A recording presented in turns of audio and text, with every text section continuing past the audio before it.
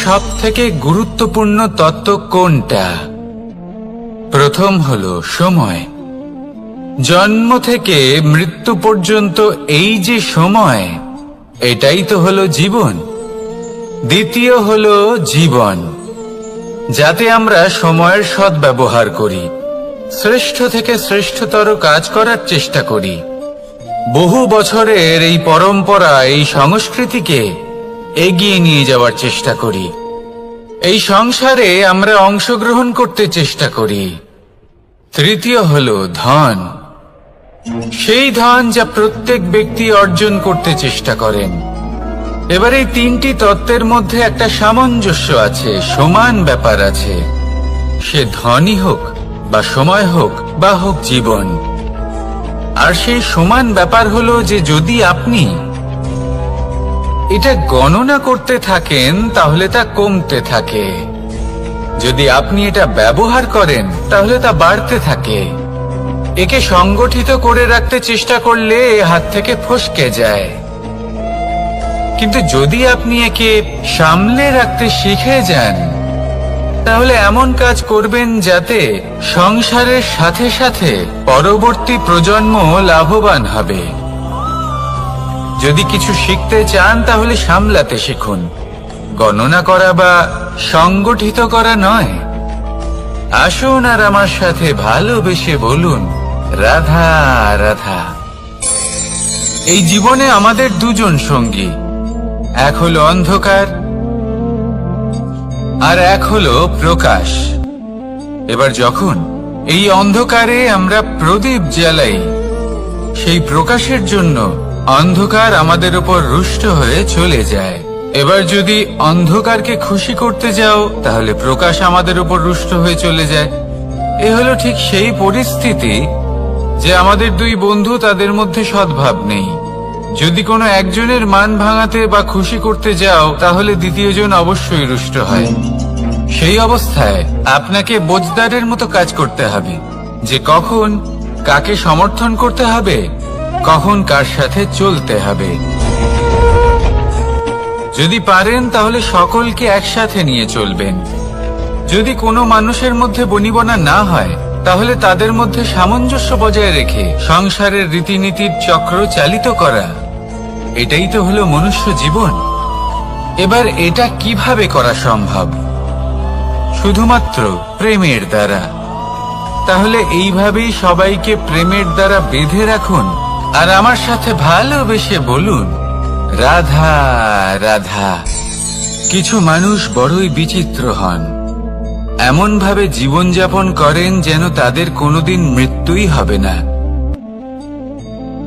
নিজেদের অহংকারের বশে একটা কথা ভুলে যান, যে যতই তারা নিঃশ্বাস নিচ্ছেন, যতই তারা জীবনযাপন করছেন, ততই তারা মৃত্যুর দিকে এগিয়ে চলেছেন।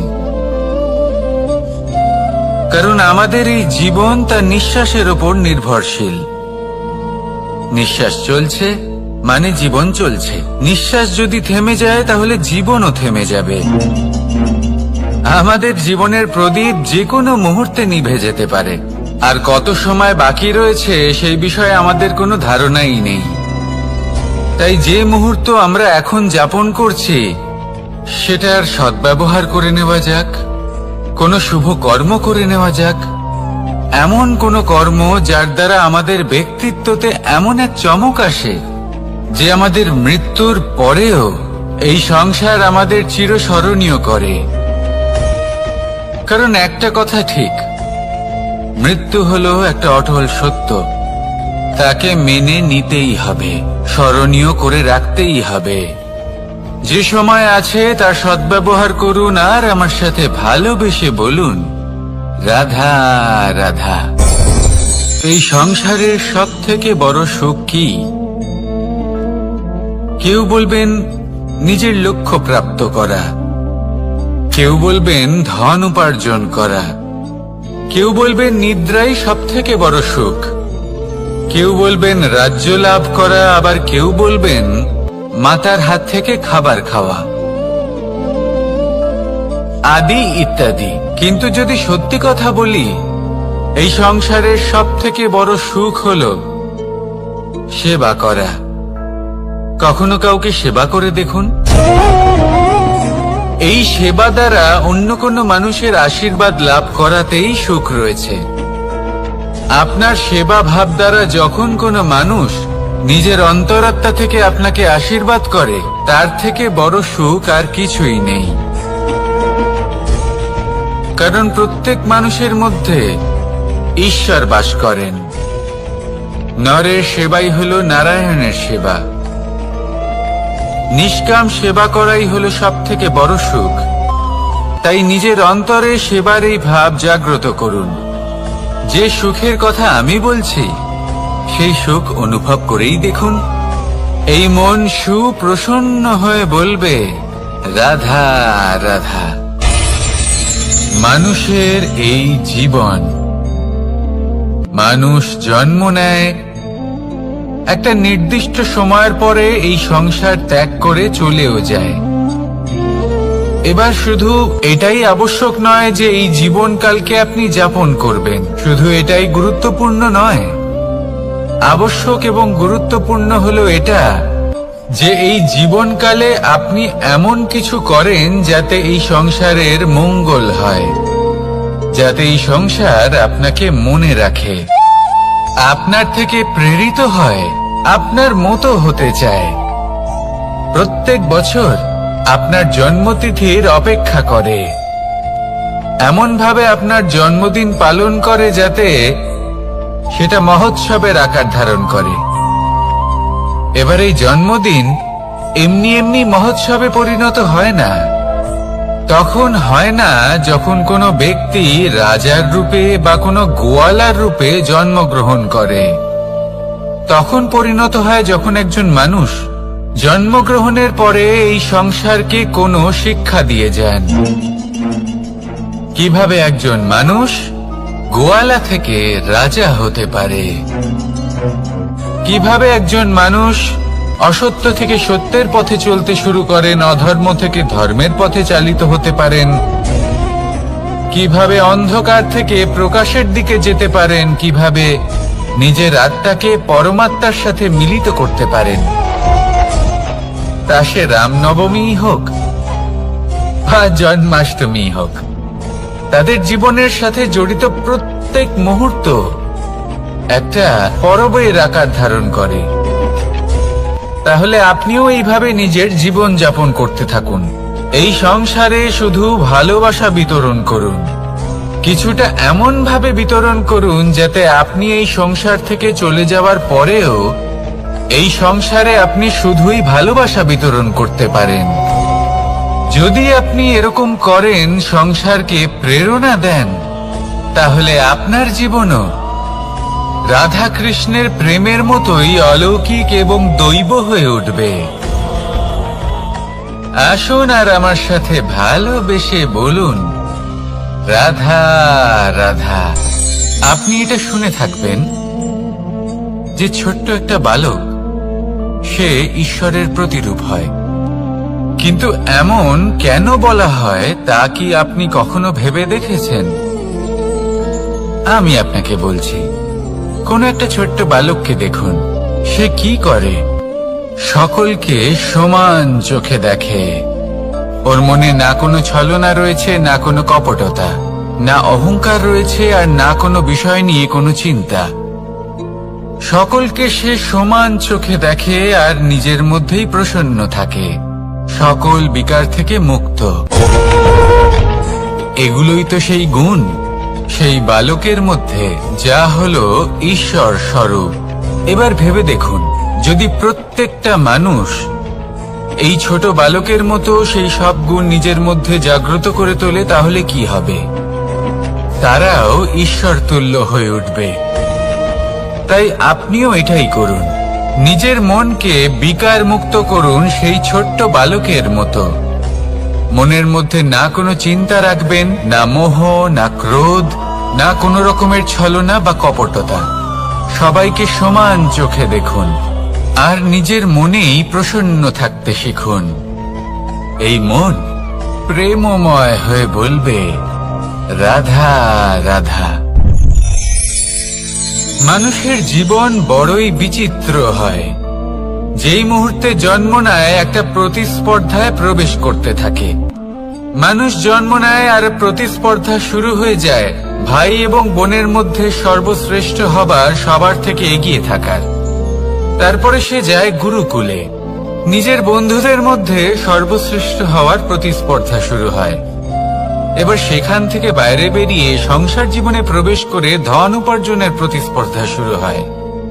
তা সে যুদ্ধই হোক বা কলা হোক, এই প্রতিস্পর্ধা কখনোই আমাদের পিছু ছাড়ে না।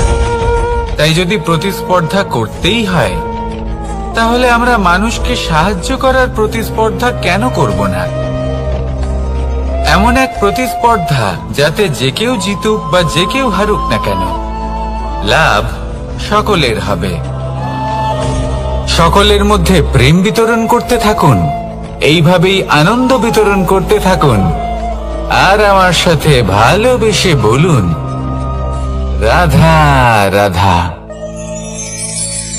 দু রকমের প্রাকৃতিক বেগ থাকে। প্রথম হলো বর্ষা। যখন এর বর্ষণ হয় তখন মাটিকে শীতল করে নতুন ফসল ফলায়।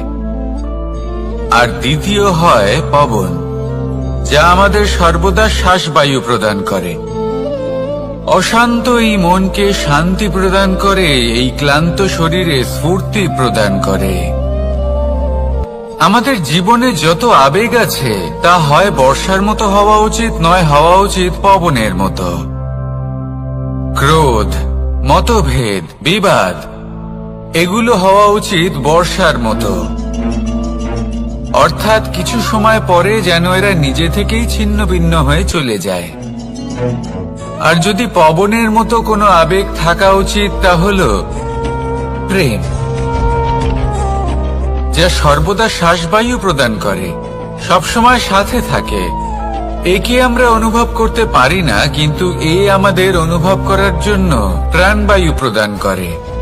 আর যখন চক্রবাতের মতো সে ভয়ঙ্কর হয়ে ওঠে, তখন সমগ্র সংসার বদলে দেয়।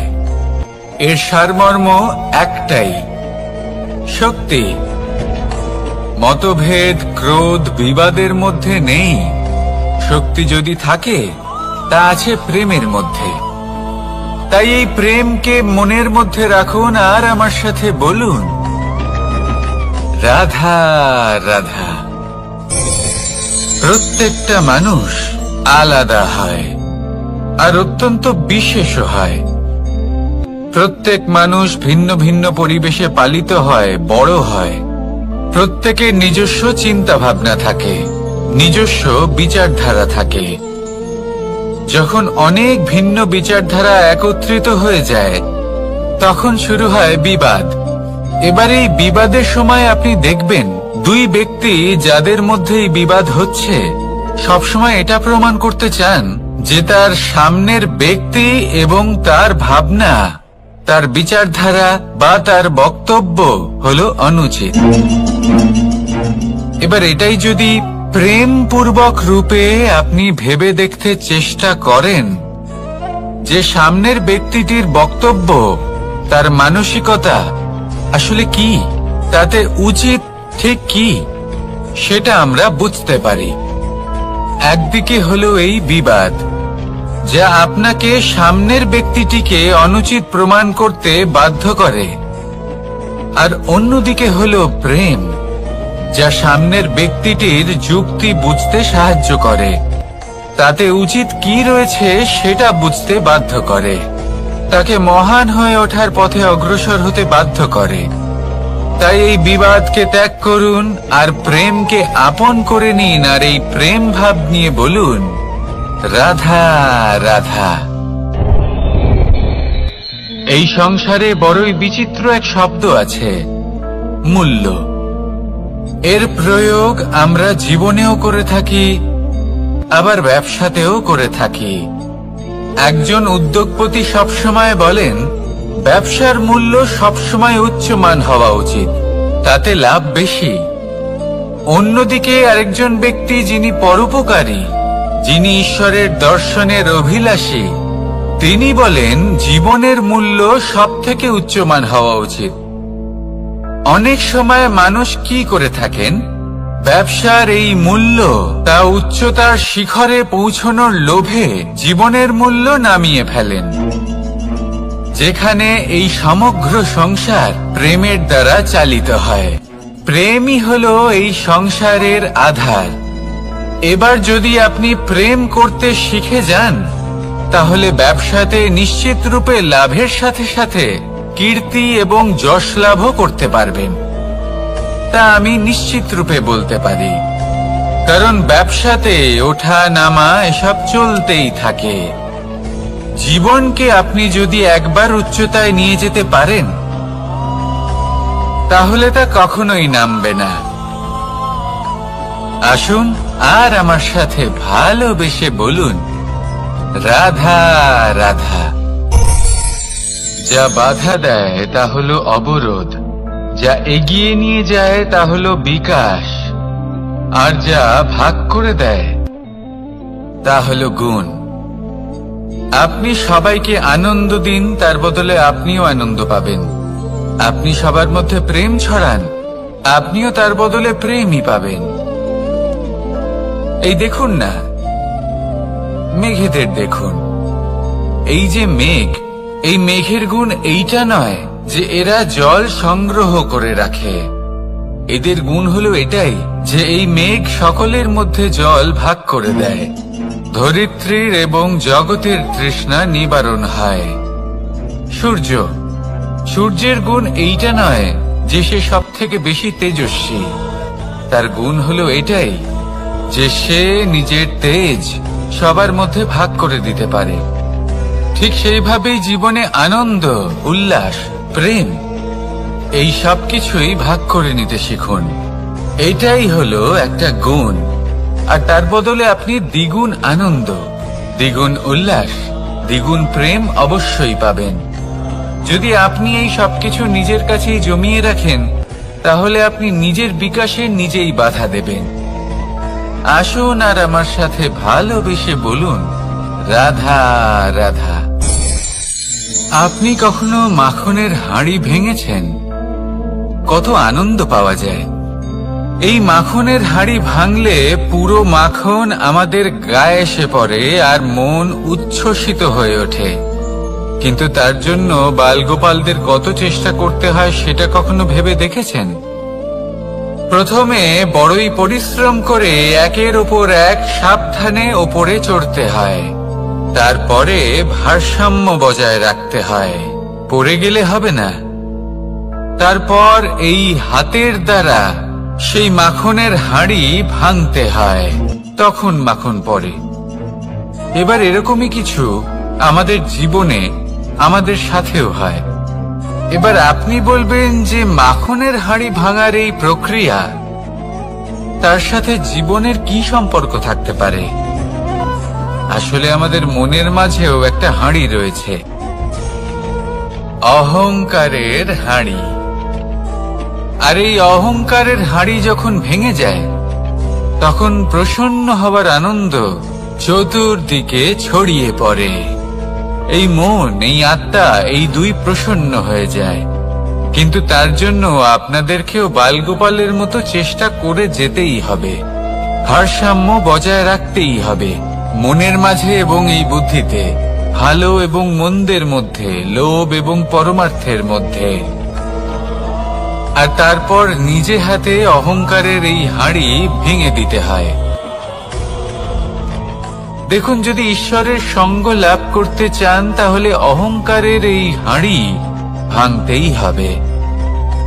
আসুন আর আমার সাথে ভালোবেসে বলুন, রাধা রাধা। মুঠো হাতের শক্তি বেশি, মুঠো খুললেই তা দুর্বল। তা এমন কি থাকা উচিত এই বন্ধ মুঠোয় যা লাখের সমান?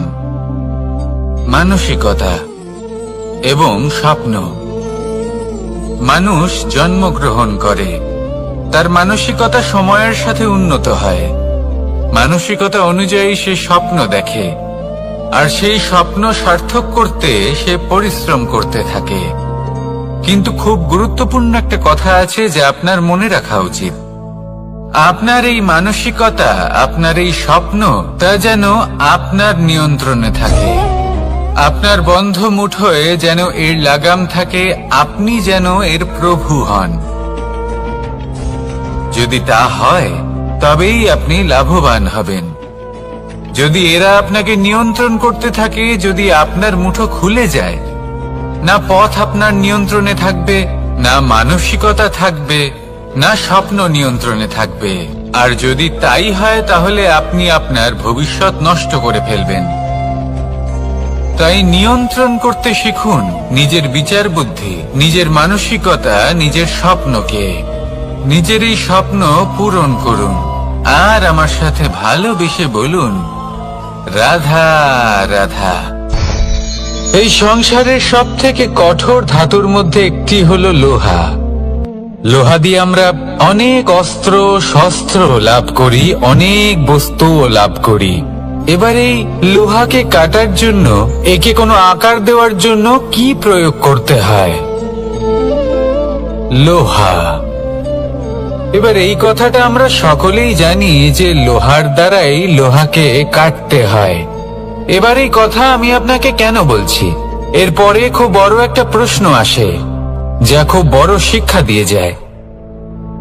এটা কেন হয় যে আমরা একটা লোহা দিয়ে একটা লোহাতে আঘাত করছি, কিন্তু যে লোহা দ্বারা আঘাত করছি তার আকার বদলাচ্ছে না, যার ওপর প্রহার করছি তার আকার বদলাচ্ছে? এতে পার্থক্যটা কোথায়? পার্থক্য হলো তাপমাত্রার। দেখুন, যে লোহাকে আমরা কাটতে চাই তার তাপমাত্রা বাড়াতে হয়, তাকে গরম করতে হয়। আর যে লোহা দ্বারা আমরা আঘাত করতে চলেছি সেই লোহা আমাদের ঠান্ডা রাখতে হয়। অর্থাৎ ঠান্ডা লোহা গরম লোহাকে কেটে দেয়। এবার এই শিক্ষা কি আমাদের জীবনে যথেষ্ট নয়? আমাদের জীবনে অনেক সমস্যা আসতে পারে, কিন্তু আমাদের এই বিষয়ে বিশেষ খেয়াল রাখতে হবে যে আমাদের মনকে আমরা যেন ঠান্ডা রাখি, এই মস্তিষ্ককে শান্ত রাখতে হবে। যদি আমরা ক্রোধ বা ঈর্ষার আগুনে জ্বলতে থাকি, বিদ্বেষের আগুনে জ্বলতে থাকি, তাহলে আমরাও সেই লোহার মতোই হয়ে যাব যার তাপমাত্রা অত্যন্ত বেশি। তখন যে কেউ এসে আমাদের বিচ্ছিন্ন করে চলে যাবে। মনে রাখবেন, যিনি যত বেশি স্থির বুদ্ধির অধিকারী, যিনি হলেন সব থেকে বেশি শান্ত, তিনি হলেন সব থেকে বেশি বলশালী। তাহলে শান্ত থাকুন আর আমার সাথে ভালোবেসে বলুন, রাধা রাধা। এই সমগ্র সংসারের সব থেকে গুরুত্বপূর্ণ ব্যক্তি কে? স্বয়ং আপনি।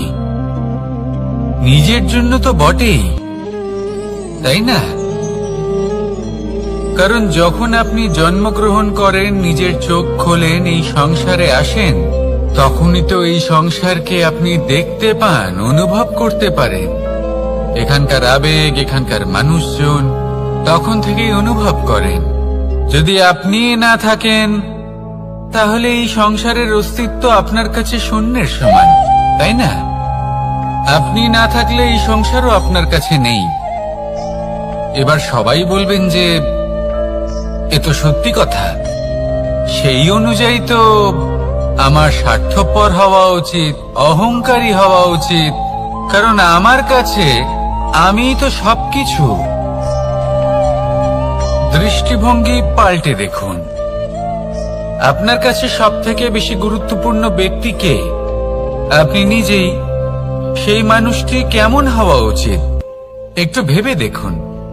সব সময় সকলকে সাহায্য করুন, একসাথে মিলে পরিশ্রম করুন, সাহায্য করুন অন্যদেরকে। এটা অতি আবশ্যক। এবং তার থেকেও বেশি গুরুত্বপূর্ণ হলো এটাই যে আপনার মনে যেন কখনো এই বিষয়ে ভয় না থাকে যে আমি আমার প্রিয়জনদের, আমার কাছের মানুষগুলিকে হারিয়ে ফেলব। এই ভয় কখনোই মনের মধ্যে থাকা উচিত নয়। যদি ভয় থাকে তাহলে থাকুক এই বিষয়ে যে সকল মানুষ আমার জীবন থেকে, আমার থেকে দূরে চলে যাচ্ছেন, তাদের বাধা দিতে দিতে আমি যেন নিজেকেই না হারিয়ে ফেলি। নিজের অস্তিত্বকেই না হারিয়ে ফেলি, নিজের ব্যক্তিত্বকে, নিজের বিচারধারাকে, নিজের করুণার শক্তি না হারাই, তাহলে এই ভয় ত্যাগ করুন আর আমার সাথে ভালোবেসে বলুন, রাধা রাধা। মানুষের দুটো রূপ রয়েছে, এক আমাদের এই মুখ যা শুধুই চোখে দেখা যায়, আর দ্বিতীয় আমাদের এই মন যা শুধুমাত্র অন্তরাত্মা দ্বারা দেখা যায়। এবার আমাদের এই মুখ তা ঈশ্বর সকলকেই আগে থেকেই প্রদান করেছেন, কিন্তু এই মন কেমন হবে তা আমাদের জীবনের অনুভূতি এবং আমাদের জীবনের লক্ষ্য এগুলি সুনিশ্চিত করে। অর্থাৎ নেত্র দিয়ে দেখা যায় আমাদের এই মুখ, তা শুধুই এই কারণে প্রয়োজন যাতে সংসার আমাদের দেখতে পায়, আমাদের চিনতে পারে। কিন্তু যদি এই সংসারে আপনি প্রকৃত অর্থে মান সম্মান লাভ করতে চান, তাহলে নিজের অন্তরাত্মাকে আপনাকে বিকশিত করতেই হবে। দেখুন, কথায় আছে এই যে অসুর, তা শারীরিকভাবে উপস্থিত নয়, তা মনের মধ্যে থাকে। যদি এই মন থেকে অসুরকে বের করে দেওয়া যায়, তাহলে শরীরে তা উপস্থিত থাকবেই না। তাই মনকে শুদ্ধ করুন আর আমার সাথে ভালোবেসে বলুন, রাধা রাধা। প্রয়াস, পরিশ্রম, এই শব্দগুলি শুনতে হয়তো ছোট মনে হয়, কিন্তু এর মূল্য অনেকটাই অধিক। এবার প্রয়াসও কিন্তু দুই ধরনের হয়। একটা প্রয়াস তাই যা আমরা নিজের মন থেকে, অন্তর থেকে সমগ্র শক্তি দিয়ে করার চেষ্টা করি। এবারে এই প্রয়াস প্রচেষ্টার নামান্তর। কিছু প্রয়াস এমন হয় যেমন দ্রুতক্রীড়া খেলা। মানুষ বলেন, আজ একটু প্রয়াস করি, একটু দ্রুতক্রীড়া খেলেই দেখি, যদি বিজয়ী হই তবে ভালো ব্যাপার, যদি না হই তবে আর কখনো খেলবো না। এটাও কিন্তু প্রয়াস, কিন্তু এই প্রয়াস পরিশ্রম নয়। পাণ্ডবদের দেখুন, ওনারা যখন পরিশ্রম করেছিলেন তখন খাণ্ডবপ্রস্থকেও ইন্দ্রপ্রস্থ বানিয়েছিলেন। দ্রুতক্রীড়া খেললেন, সেই মুহূর্তেই ইন্দ্রপ্রস্থ হারিয়ে ফেললেন। পরিশ্রম করলেন, সগৌরবের রাজা হলেন। দ্রুতক্রীড়া খেললেন, তখন এক মুহূর্তে রাজা থেকে নিঃস্ব হয়ে গেলেন। সারমর্ম এটাই যে দ্রুতক্রীড়া কখনো কখনো আপনার মিত্র হতে পারে, কখনো সে আপনাকে বিজয়ী করতে পারে, কিন্তু প্রয়াস এবং পরিশ্রম যখন একসাথে মিলিত হয় তখন তা সর্বদাই আপনার সাথে থাকে। প্রয়াস করতে থাকুন, পরিশ্রম করতে থাকুন, আর আমার সাথে ভালোবেসে বলুন, রাধা রাধা। মানুষ কখনো কখনো সময়কে নিয়ন্ত্রণ করতে চেষ্টা করে, কখনো কখনো সময়ের গুরুত্ব বুঝতে পারে না। এটা ভাবে যে এই কিছু মুহূর্ত কেটে যাক, একে অতিবাহিত করি, তাহলে কি বা হবে, কয়েকটা মুহূর্ত মাত্র। কিন্তু তা নয়। আজকের একটা মুহূর্ত ভবিষ্যতের অনেক বড় পরিবর্তনের ভিত হতে পারে। আজকের একটা মুহূর্ত আপনার ভবিষ্যৎকে উজ্জ্বল করে তুলতে পারে। সেই জন্য ছোট ছোট মুহূর্তগুলিকে অদেখা করবেন না। সময়কে কাজে লাগান, পূর্ণরূপে কাজে লাগান। এবার যদি আপনি কাউকে সাহায্য করতে চান আর সেই কারণেই যদি থেমে থাকেন, তাহলে ঠিক আছে, কারণ আপনি কাউকে সাহায্য করে তার জীবনকে আরো ভালো করে তুলতে চাইছেন, আরো শ্রেষ্ঠ করতে চাইছেন। এই পুণ্য, এই কর্ম ফিরে আপনার কাছেই আসবে আর আপনার জীবনকে শুভ করে তুলবে। কিন্তু যদি আপনি আলস্যের কারণে থেমে থাকেন এবং কিছুই না করেন, সময় নষ্ট করেন, তাহলে কিন্তু একটাই ঘটনা ঘটবে, আপনার ভবিষ্যৎ বিপদগ্রস্ত হয়ে পড়বে, আর কিছুই নয়। সেই জন্য এটা বোঝা প্রয়োজন যে কখন থামতে হবে এবং কেন থামতে হবে। যদি আপনার থামার কারণ এবং সময় অনুচিত হয়ে থাকে, তাহলে আপনার ভবিষ্যৎ কখনোই উচিত হতে পারে না। সেই জন্য সময়কে সম্মান করুন আর পূর্ণ ব্যবহার করতে শিখুন। আর আমার সাথে ভালোবেসে বলুন, রাধা রাধা। জীবনে সবসময় সেটা হয় না যা আমরা চাই, তেমন ভাবে হয় না যেমন ভাবে আমরা চাই। এবার তাতে আমরা দুঃখ পাই, নিরাশ হয়ে পড়ি, ভাগ্যকে দোষ দিই অথবা অন্য কাউকে বা নিজেকে।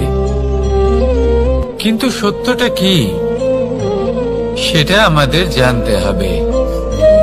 এই সংসার নির্মিত হয়েছে পাহাড় দ্বারা এবং পাথর দ্বারা, তাই প্রত্যেক স্থানে ছোট ছোট ছোট ছোট নুড়ি পাথর তো অবশ্যই থাকবে। এগুলো এড়িয়ে যাওয়া সম্ভব নয়, আর এই কথাটা আমরা সকলে জানি। এবার এইভাবেই আমাদের জীবনে নানান রকমের সমস্যা লেগেই থাকে।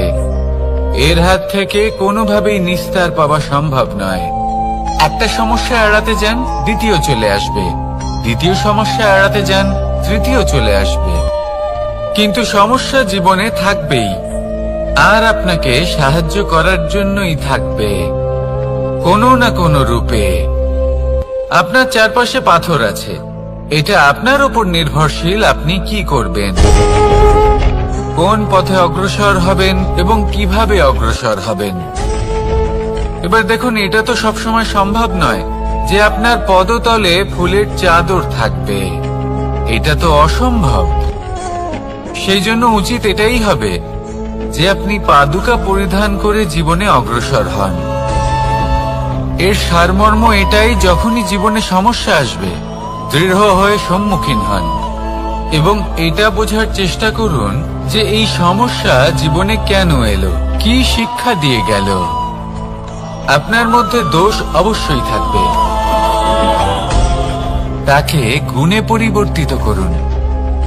এই জীবন আরো বেশি সহজ সরল হবে এবং প্রসন্ন হয়ে বলবে, রাধা রাধা।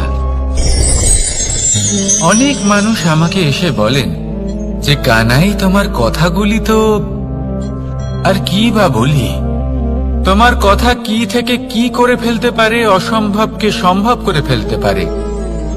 এত শক্তি তোমার কথাতেই রয়েছে, তো অন্য কিছু করার কোনো প্রয়োজনই কোথায়? এবার ওনারা এই কথাটা বুঝতে পারেন না যে জ্ঞান শুধুমাত্র শব্দের সমন্বয় মাত্র। কিন্তু এর অর্থ কি সেটা জানার জন্য অনুভব করা প্রয়োজনীয়, সেই পথে চলা প্রয়োজনীয়। এই অভিজ্ঞতাই আপনাকে অর্থ বুঝিয়ে দেবে। ঠিক যেমন তুমি কর্ম করতে থাকো, ফলের চিন্তা করো না, এটা শুধুই শব্দ। এর সারমর্মটা কি, এর অর্থ কি সেটা বোঝার জন্য সেই পথে আপনাকে অগ্রসর হতেই হবে, সেটা যাপন করতে হবে, কর্ম করতে হবে নিরন্তর। এটা ভাবলে হবে না যে আমি কি আমার কর্মের ফল আদৌ পাবো কিনা, তবেই আপনি এই কথার অর্থ বুঝতে পারবেন।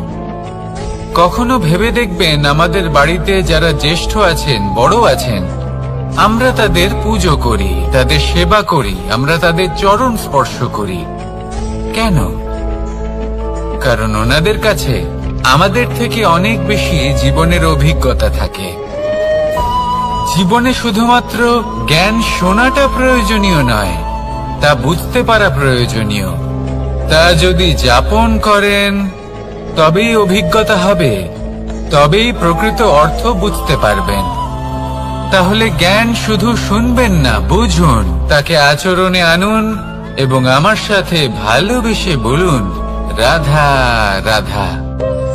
এই সংসারের সব থেকে গুরুত্বপূর্ণ তত্ত্ব কোনটা? প্রথম হলো সময়। জন্ম থেকে মৃত্যু পর্যন্ত এই যে সময়, এটাই তো হলো জীবন। দ্বিতীয় হলো জীবন, যাতে আমরা সময়ের সদ্ব্যবহার করি, শ্রেষ্ঠ থেকে শ্রেষ্ঠতর কাজ করার চেষ্টা করি। বহু বছরের এই পরম্পরা, এই সংস্কৃতিকে এগিয়ে নিয়ে যাওয়ার চেষ্টা করি। এই সংসারে আমরা অংশগ্রহণ করতে চেষ্টা করি। তৃতীয় হলো ধন, সেই ধন যা প্রত্যেক ব্যক্তি অর্জন করতে চেষ্টা করেন। এবার এই তিনটি তত্ত্বের মধ্যে একটা সামঞ্জস্য আছে, সমান ব্যাপার আছে। সে ধনই হোক বা সময় হোক বা হোক জীবন। আর সেই সমান ব্যাপার হলো যে যদি আপনি এটা গণনা করতে থাকেন তাহলে তা কমতে থাকে, যদি আপনি এটা ব্যবহার করেন তাহলে তা বাড়তে থাকে। একে সংগঠিত করে রাখতে চেষ্টা করলে এ হাত থেকে ফসকে যায়, কিন্তু যদি আপনি একে সামলে রাখতে শিখে যান তাহলে এমন কাজ করবেন যাতে সংসারের সাথে সাথে পরবর্তী প্রজন্ম লাভবান হবে। যদি কিছু শিখতে চান তাহলে সামলাতে শিখুন, গণনা করা বা সংগঠিত করা নয়। আসুন আর আমার সাথে ভালোবেসে বলুন, রাধা রাধা। এই জীবনে আমাদের দুজন সঙ্গী, এক হলো অন্ধকার আর এক হলো প্রকাশ। এবার যখন এই অন্ধকারে আমরা প্রদীপ জ্বালাই, সেই প্রকাশের জন্য অন্ধকার আমাদের উপর রুষ্ট হয়ে চলে যায়। এবার যদি অন্ধকারকে খুশি করতে যাও তাহলে প্রকাশ আমাদের উপর রুষ্ট হয়ে চলে যায়। এ হলো ঠিক সেই পরিস্থিতি যে আমাদের দুই বন্ধু, তাদের মধ্যে সদ্ভাব নেই। যদি কোনো একজনের মান ভাঙাতে বা খুশি করতে যাও তাহলে দ্বিতীয়জন অবশ্যই রুষ্ট হয়। সেই অবস্থায় আপনাকে বোঝদারের মতো কাজ করতে হবে যে কখন কাকে সমর্থন করতে হবে, কখন কার সাথে চলতে হবে। যদি পারেন তাহলে সকলকে একসাথে নিয়ে চলবেন। যদি কোনো মানুষের মধ্যে বনিবনা না হয় তাহলে তাদের মধ্যে সামঞ্জস্য বজায় রেখে সংসারের রীতিনীতির চক্র চালিত করা, এটাই তো হলো মনুষ্য জীবন। এবার এটা কিভাবে করা সম্ভব? শুধুমাত্র প্রেমের দ্বারা। তাহলে এইভাবেই সবাইকে প্রেমের দ্বারা বেঁধে রাখুন আর আমার সাথে ভালোবেসে বলুন, রাধা রাধা। কিছু মানুষ বড়ই বিচিত্র হন, এমন ভাবে জীবনযাপন করেন যেন তাদের কোনোদিন মৃত্যুই হবে না। নিজেদের অহংকারের বশে একটা কথা ভুলে যান যে যতই তারা নিঃশ্বাস নিচ্ছেন, যতই তারা জীবনযাপন করছেন, ততই তারা মৃত্যুর দিকে এগিয়ে চলেছেন। কারণ আমাদের এই জীবন তার নিঃশ্বাসের ওপর নির্ভরশীল। নিঃশ্বাস চলছে মানে জীবন চলছে। নিঃশ্বাস যদি থেমে যায় তাহলে জীবনও থেমে যাবে। আমাদের জীবনের প্রদীপ যে কোনো মুহূর্তে নিভে যেতে পারে, আর কত সময় বাকি রয়েছে সেই বিষয়ে আমাদের কোনো ধারণাই নেই। তাই যে মুহূর্ত আমরা এখন যাপন করছি সেটার সদ্ব্যবহার করে নেওয়া যাক, কোনো শুভ কর্ম করে নেওয়া যাক, এমন কোন কর্ম যার দ্বারা আমাদের ব্যক্তিত্বতে এমন এক চমক আসে যে আমাদের মৃত্যুর পরেও এই সংসার আমাদের চিরস্মরণীয় করে। কারণ একটা কথা ঠিক, মৃত্যু হলো একটা অটল সত্য, তাকে মেনে নিতেই হবে, স্মরণীয় করে রাখতেই হবে। যে সময় আছে তার সদ্ব্যবহার করুন আর আমার সাথে ভালোবেসে বলুন, রাধা রাধা। এই সংসারের সব থেকে বড় সুখ কি? কেউ বলবেন নিজের লক্ষ্য প্রাপ্ত করা, কেউ বলবেন ধন উপার্জন করা, কেউ বলবেন নিদ্রাই সব থেকে বড় সুখ, কেউ বলবেন রাজ্য লাভ করা, আবার কেউ বলবেন মাতার হাত থেকে খাবার খাওয়া, আদি ইত্যাদি। কিন্তু যদি সত্যি কথা বলি, এই সংসারের সব থেকে বড় সুখ হলো সেবা করা। কখনো কাউকে সেবা করে দেখুন, এই সেবা দ্বারা অন্য কোনো মানুষের আশীর্বাদ লাভ করাতেই সুখ রয়েছে। আপনার সেবা ভাব দ্বারা যখন কোনো মানুষ নিজের অন্তরাত্মা থেকে আপনাকে আশীর্বাদ করে, তার থেকে বড় সুখ আর কিছুই নেই। কারণ প্রত্যেক মানুষের মধ্যে ঈশ্বর বাস করেন। নরের সেবাই হলো নারায়ণের সেবা। নিষ্কাম সেবা করাই হলো সব থেকে বড় সুখ। তাই নিজের অন্তরে সেবার এই ভাব জাগ্রত করুন। যে সুখের কথা আমি বলছি, সেই সুখ অনুভব করেই দেখুন। এই মন সুপ্রসন্ন হয়ে বলবে, রাধা রাধা। মানুষ অসুস্থ কেন হন? শারীরিক দুর্বলতার কারণে? না, মানুষ অসুস্থ হন তার মানসিকতার কারণে, তার বিবেকের কারণে, তার কর্মের কারণে, তার ক্রোধের কারণে। আর যখন কেউ সুস্থ হন, ঠিক হয়ে যান, তার মানে এটা নয় যে শুধু ওষুধের জন্য তিনি সুস্থ হয়েছেন। না, এটা কারোর তার প্রতি প্রেমের প্রভাব, বিশ্বাসের প্রভাব, সম্বলের প্রভাব। শুধুমাত্র ওষুধ দিয়ে কিছুই হয় না। যদি মনে প্রেম থাকে, বিবেক থাকে, বিশ্বাস থাকে, সম্বল থাকে, তবেই সেই ওষুধ কাজ করতে পারে। তাই মনে রাখবেন, এই জীবন হলো অত্যন্ত ছোট। মনে প্রেম ভাব রাখুন, মিত্রতা করুন, শত্রুতা নয়। ভালোবাসুন, বিদ্বেষ নয়। আর এই ভালোবাসার সাথেই বলুন, রাধা রাধা। জীবন, এই জীবনের সত্য কি? জন্ম, যেখান থেকে জীবন আরম্ভ হয়, নাকি সমাপ্তি? মৃত্যু, যেখানে জীবন শেষ হয়ে যায়। জীবনের সত্য এটা নয়, সবকিছু এটা নয়। ভালো করে ভেবে দেখলে কিছুই যায় আসে না যে আপনার জন্ম কোথায় হয়েছে, কিভাবে হয়েছে। এতেও কিছু যায় আসে না যে আপনার মৃত্যু কোথায় হবে, কিভাবে হবে। যায় আসে তখন, গুরুত্বপূর্ণ হলো এটাই, যে জীবন আপনি যাপন করেছেন তার উদ্দেশ্য কি ছিল, কি ভাবনা নিয়ে আপনি বেঁচেছেন। এখন যদি আপনি এমন কিছু করেন যার দ্বারা এই সংসার আপনার থেকে জীবন যাপনের প্রেরণা পেতে পারে, মৃত্যুর পরেও আপনার কর্ম দেখে তা স্মরণ করে জীবনে বাঁচতে শেখেন, তাহলে তার তাৎপর্য হলো আপনি নিজের কর্মের দ্বারা, নির্বাচনের দ্বারা অমর হয়ে গেছেন। দেখুন, জীবনে দুশ্চিন্তা করা হলো বৃথা, মৃত্যুর ভয়ও হলো বৃথা। কারণ আত্মা কখনো মরে না, তাকে কেউ শেষ করতে পারে না। না কাল, না মৃত্যু, আর না সময়। যদি এমন কিছু থাকে যা আপনার আত্মাকে শেষ করে দিতে পারে, তাহলে তা আপনারই নিজের দুষ্কর্ম। তাই এই যে জীবনকাল আপনার কাছে রয়েছে, তাতে শুধু শুভ কর্ম করুন, দুশ্চিন্তা করা ত্যাগ করুন। এমন কর্ম করুন যা দেখে সংসার উচিত পথে চলে আসবে, শুভ কর্ম করবে। যদি আপনার মৃত্যুর পরে সংসার আপনাকে স্মরণ করে শিক্ষা লাভ করে, উচিত পথে চলে, প্রেরিত হয়, তাহলে আপনিও অমর হয়ে যাবেন। আসুন আমার সাথে ভালোবেসে বলুন, রাধা রাধা।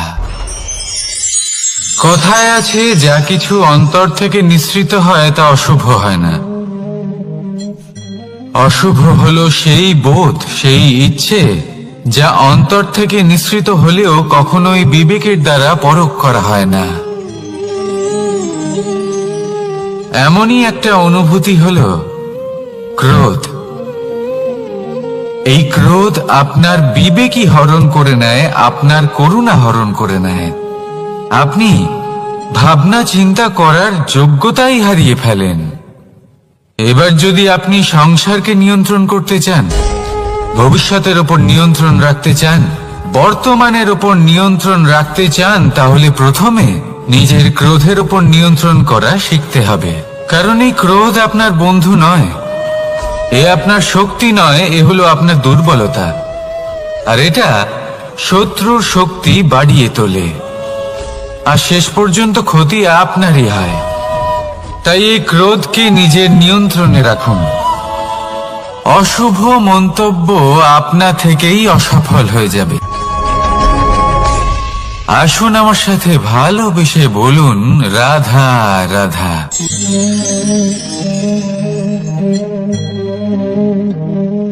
প্রশান্তি জড়িত নিদ্রা মানুষের জীবনের একটা অত্যন্ত গুরুত্বপূর্ণ সুখ এবং প্রয়োজনীয়তাও। দেখতে গেলে এই সংসারের প্রত্যেক পশু পাখি, প্রত্যেক জীব অবশ্যই নিদ্রা প্রাপ্ত করেন, কিন্তু মানুষ, যার মধ্যে বিচার বিবেচনা করার শক্তি অন্যদের থেকে অনেক বেশি, তার কিন্তু ঘুমের কিছু সমস্যা অবশ্যই হয়।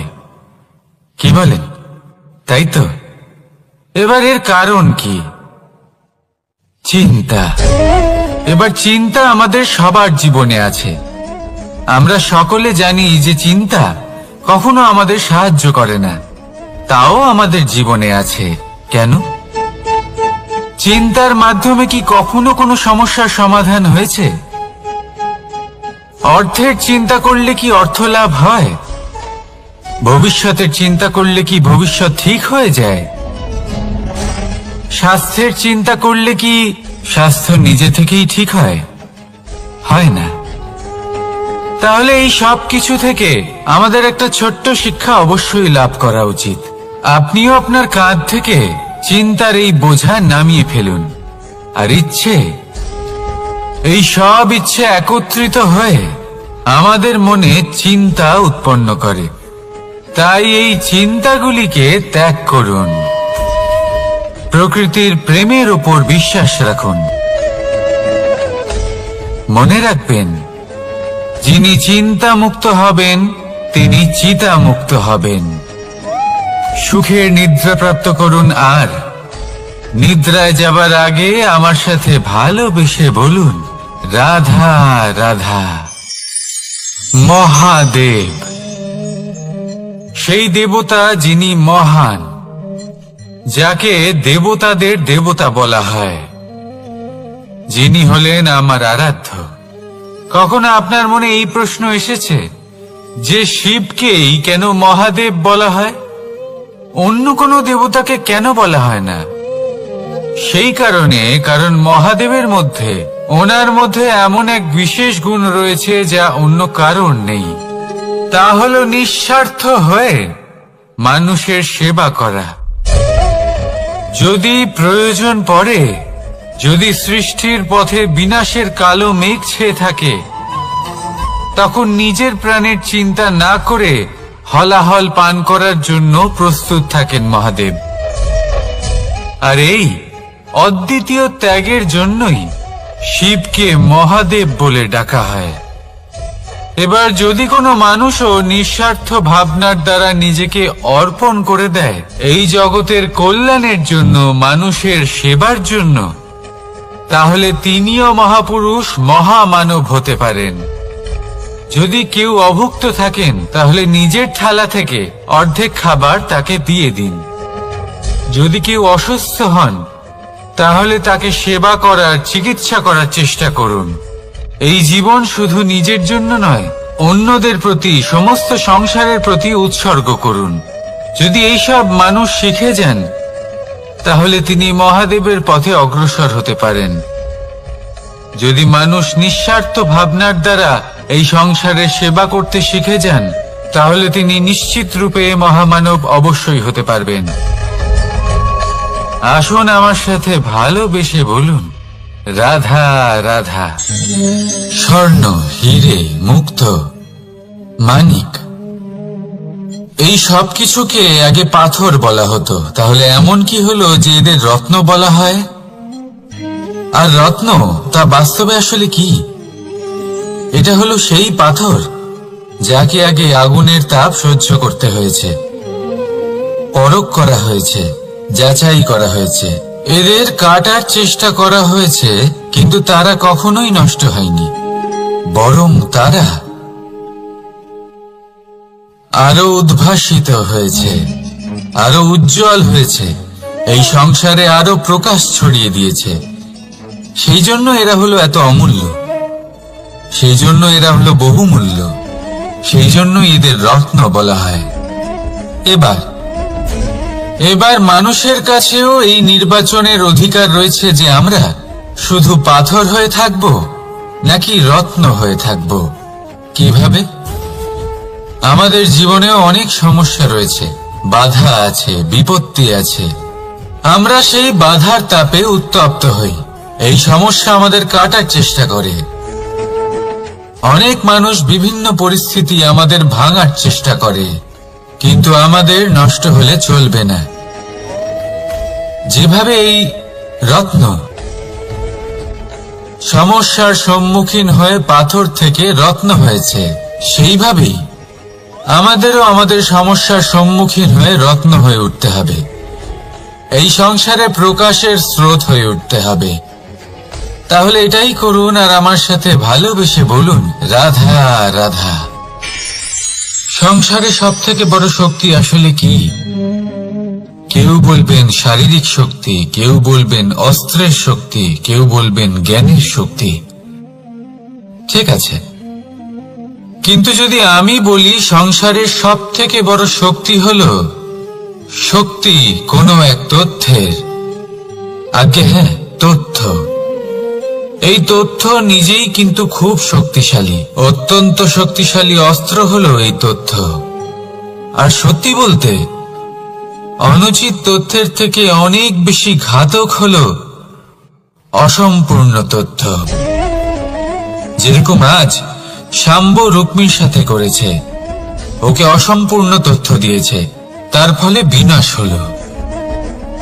যদি এইভাবেই আপনার কাছেও কোনো অসম্পূর্ণ তথ্য আসে, আর যদি আপনি তা পরখ না করে দেখেন, যাচাই না করে দেখেন, আর নিজের কর্ম করেন, তাহলে উত্থানের বদলে আপনি পতনের সম্মুখীন হবেন। বিকাশের বদলে আপনার বিনাশ হয়ে যাবে। মনে রাখবেন একটা অত্যন্ত গুরুত্বপূর্ণ কথা, সঠিক তথ্য পাওয়া সঠিক তথ্য দেওয়ার থেকে অনেক বেশি গুরুত্বপূর্ণ। আশা করি এই কথা আপনি বুঝেছেন। জীবনে যখনই কোনো তথ্য আপনি পাবেন, সেই বিষয়ে ভেবে দেখুন, পরখ করে দেখুন, যাচাই করুন, তারপর নিজের কর্ম করুন। আর আমার সাথে ভালোবেসে বলুন, রাধা রাধা। ধর্ম এবং প্রেম, এই দুই হলো একই মুদ্রার দুই পিঠ। যদি এদের মধ্যে কোনোটা নষ্ট হয়ে যায়, তাহলে দ্বিতীয়টাও থাকে না। কখনো ভেবেছেন এমন কেন হয়? তার জন্য আগে আপনাকে বুঝতে হবে যে ধর্ম আসলে কি। ধর্ম সেটাই যা এই সংসারের প্রত্যেক মানুষকে একে অপরের সাথে সুখ এবং শান্তিতে থাকতে প্রেরণা যোগায়। এই প্রেরণার আধার হলো প্রেম। প্রেম সেটাই যা আপনার মধ্যে অন্য কারোর প্রতি করুণাবোধ জাগিয়ে তোলে, সম্মান জাগিয়ে তোলে। এবার যদি প্রেম চলে যায়, তাহলে সবার আগে বিনাশ হবে সম্মান আর করুণাবোধের। এবার যেখানে না প্রেম রয়েছে, না সম্মান রয়েছে, না করুণা রয়েছে, সেখানে ধর্ম কিভাবে বাস করবে? অশুভ ইচ্ছে জাগ্রত হয়ে ওঠে, ক্রোধ জাগ্রত হয়ে ওঠে, অহংকার জাগ্রত হয়ে ওঠে, আর তারপর আরম্ভ হয় অধর্মের। তাই যা যা ভাবনা আপনার অন্তরে প্রবেশ করছে, করতে দিন, কিন্তু যাই হোক না কেন, এই প্রেমকে নিজের থেকে দূরে যেতে দেবেন না। এই প্রেমকে চিরকাল নিজের কাছে রাখুন, নিজের হৃদয়। আর এই প্রেম ভাব নিয়ে বলুন, রাধা রাধা। এই সংসারে আমাদের জীবনের সব থেকে বড় দোষ কি আপনি জানেন? কেউ বলবেন লোভ, কেউ বলবেন লালসা, কেউ বলবেন অসত্য। দেখুন, দুঃখের মূল কারণ হল পরিশ্রম না করা। কিছু মানুষ ভাবেন যে আমি জীবনে কোনো পরিশ্রম করব না, অথচ আমি সবকিছু প্রাপ্ত করতে চাই। আর এমন এক কারণের জন্যই দূতের মতো খেলা আমাদের জীবনে প্রবেশ করার সুযোগ পায়। দূত, এই দূত আসলে কি? দূত অর্থাৎ কোনো পরিশ্রম ছাড়াই অন্য কেউ পরিশ্রম করে যা অর্জন করেছেন, যে সুখ সুবিধা অর্জন করেছেন, তা নিজের জন্য শুধুমাত্র একটা খেলার মাধ্যমে নিজের করে নেবার ইচ্ছে। আর এই ইচ্ছে অত্যন্ত বিনাশকারী হতে পারে। এই ইচ্ছে যদি আপনার বিবেক, আপনার মন, আপনার চেতনা, আপনার ভাবনা প্রবাহিত করে ফেলে, তারপরে আপনি চেষ্টা করতে শুরু করে দেবেন, আর সেইখান থেকেই আপনার পতন শুরু হবে। এই চেষ্টা করবেন যে অন্য কারোর জীবনের সমস্ত ধন, তার সমস্ত জীবন সম্পূর্ণভাবে নিজের করে নেওয়া। কারণ প্রথমে আশা জাগ্রত হয়, আর এই আশা হতাশায় পরিণত হতে সময় লাগে না। এই হতাশা কুণ্ঠায় পরিণত হতে সময় লাগে না, কুণ্ঠা লোভে পরিণত হতে সময় লাগে না, আর এই লোভ প্রতিশোধ স্পৃহাতে পরিণত হতে সময় লাগে না। আর যখন এই সব কিছু হয়, আপনি দুষ্ট হয়ে যান। আর সবাই জানেন যে প্রত্যেক দুষ্ট ব্যক্তির পতন হলো অবশ্যম্ভাবী। তাই নিজেকে দূতের থেকে দূরে রাখুন আর পরিশ্রমকে নিজের কাছে টেনে নিন। জীবনে আপনার যা যা স্বপ্ন রয়েছে, যা আপনি করতে চান, শুধুই পরিশ্রম দ্বারা অর্জন করুন। তাহলে তাই করুন, আর আমার সাথে ভালোবেসে বলুন, রাধা রাধা। জীবনে কিছু শেখা অত্যন্ত গুরুত্বপূর্ণ। এবার কি কি শিখতে হবে, সেই সব শেখানোর জন্য অনেক শিক্ষক রয়েছেন। কিন্তু কি শিখবেন না আর কি করবেন না, এটা আমাদের নিজের অভিজ্ঞতা দিয়ে শিখতে হয়। কিন্তু তার মানে এটা নয় যে যদি আপনাকে শিখতে হয় যে আগুনের তাপ কতটা, আপনাকে আগুনের মধ্যে হাত দিতে হবে। না, অন্য কারোর অভিজ্ঞতা দ্বারাও শিখতে পারেন। প্রশ্ন শুধুমাত্র একটাই যে আপনি কি শিখতে চান নাকি চান না। যদি আপনি এটাই ভাবেন যে আমি শুধুই নিজের অভিজ্ঞতা দ্বারাই শিখতে চাই, তাহলে জীবনকাল ছোট মনে হবে, অনেক কিছুই শিখতে পারবেন না। তাই নিজের সাথে সাথে বড়দের অভিজ্ঞতার দ্বারাও শেখা শুরু করে দিন। এই সংসারের অভিজ্ঞতা দ্বারা শিখতে শুরু করে দিন। আর এটা নিশ্চিত রূপে শেখা আবশ্যক যে কখন কি করবেন না, কোথায় থামতে হবে আর কোথায় থামবেন না। তাহলে আসুন আর আমার সাথে ভালোবেসে বলুন, রাধা রাধা। ভোজন। এবার ভোজন সংগ্রহ করার জন্য মানুষ কি না করেন, সব সময় চেষ্টা করতে থাকেন। ফসল উৎপাদনের জন্য অনেক পরিশ্রম করতে থাকেন, কিন্তু অনেক সময় অনেক পরিশ্রম করার পরেও ফসল ভালো উৎপাদন হয় না। এর কারণ কি? কারণ হলো এটাই যে আপনি পরিশ্রম হয়তো অনেক করেছেন, কিন্তু আপনার নজর তো সেই বীজের দিকে ছিলই না যা আপনি রোপণ করেছেন। সেই জন্য সব সময় কোনো বীজ রোপণ করার আগে তাকে পরখ করে দেখুন, তা অত্যন্ত আবশ্যক। আর সেইভাবেই যখনই কোনো কর্মের প্রশ্ন আসে, তাহলে সেখানে শুধুমাত্র পরিশ্রম যথেষ্ট নয়।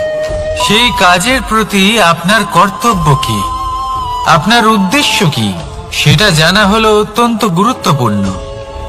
তাই কর্ম করুন, কিন্তু সেই কর্মের প্রতি আপনার যা উদ্দেশ্য তার মাহাত্ম্য বুঝতে চেষ্টা করুন।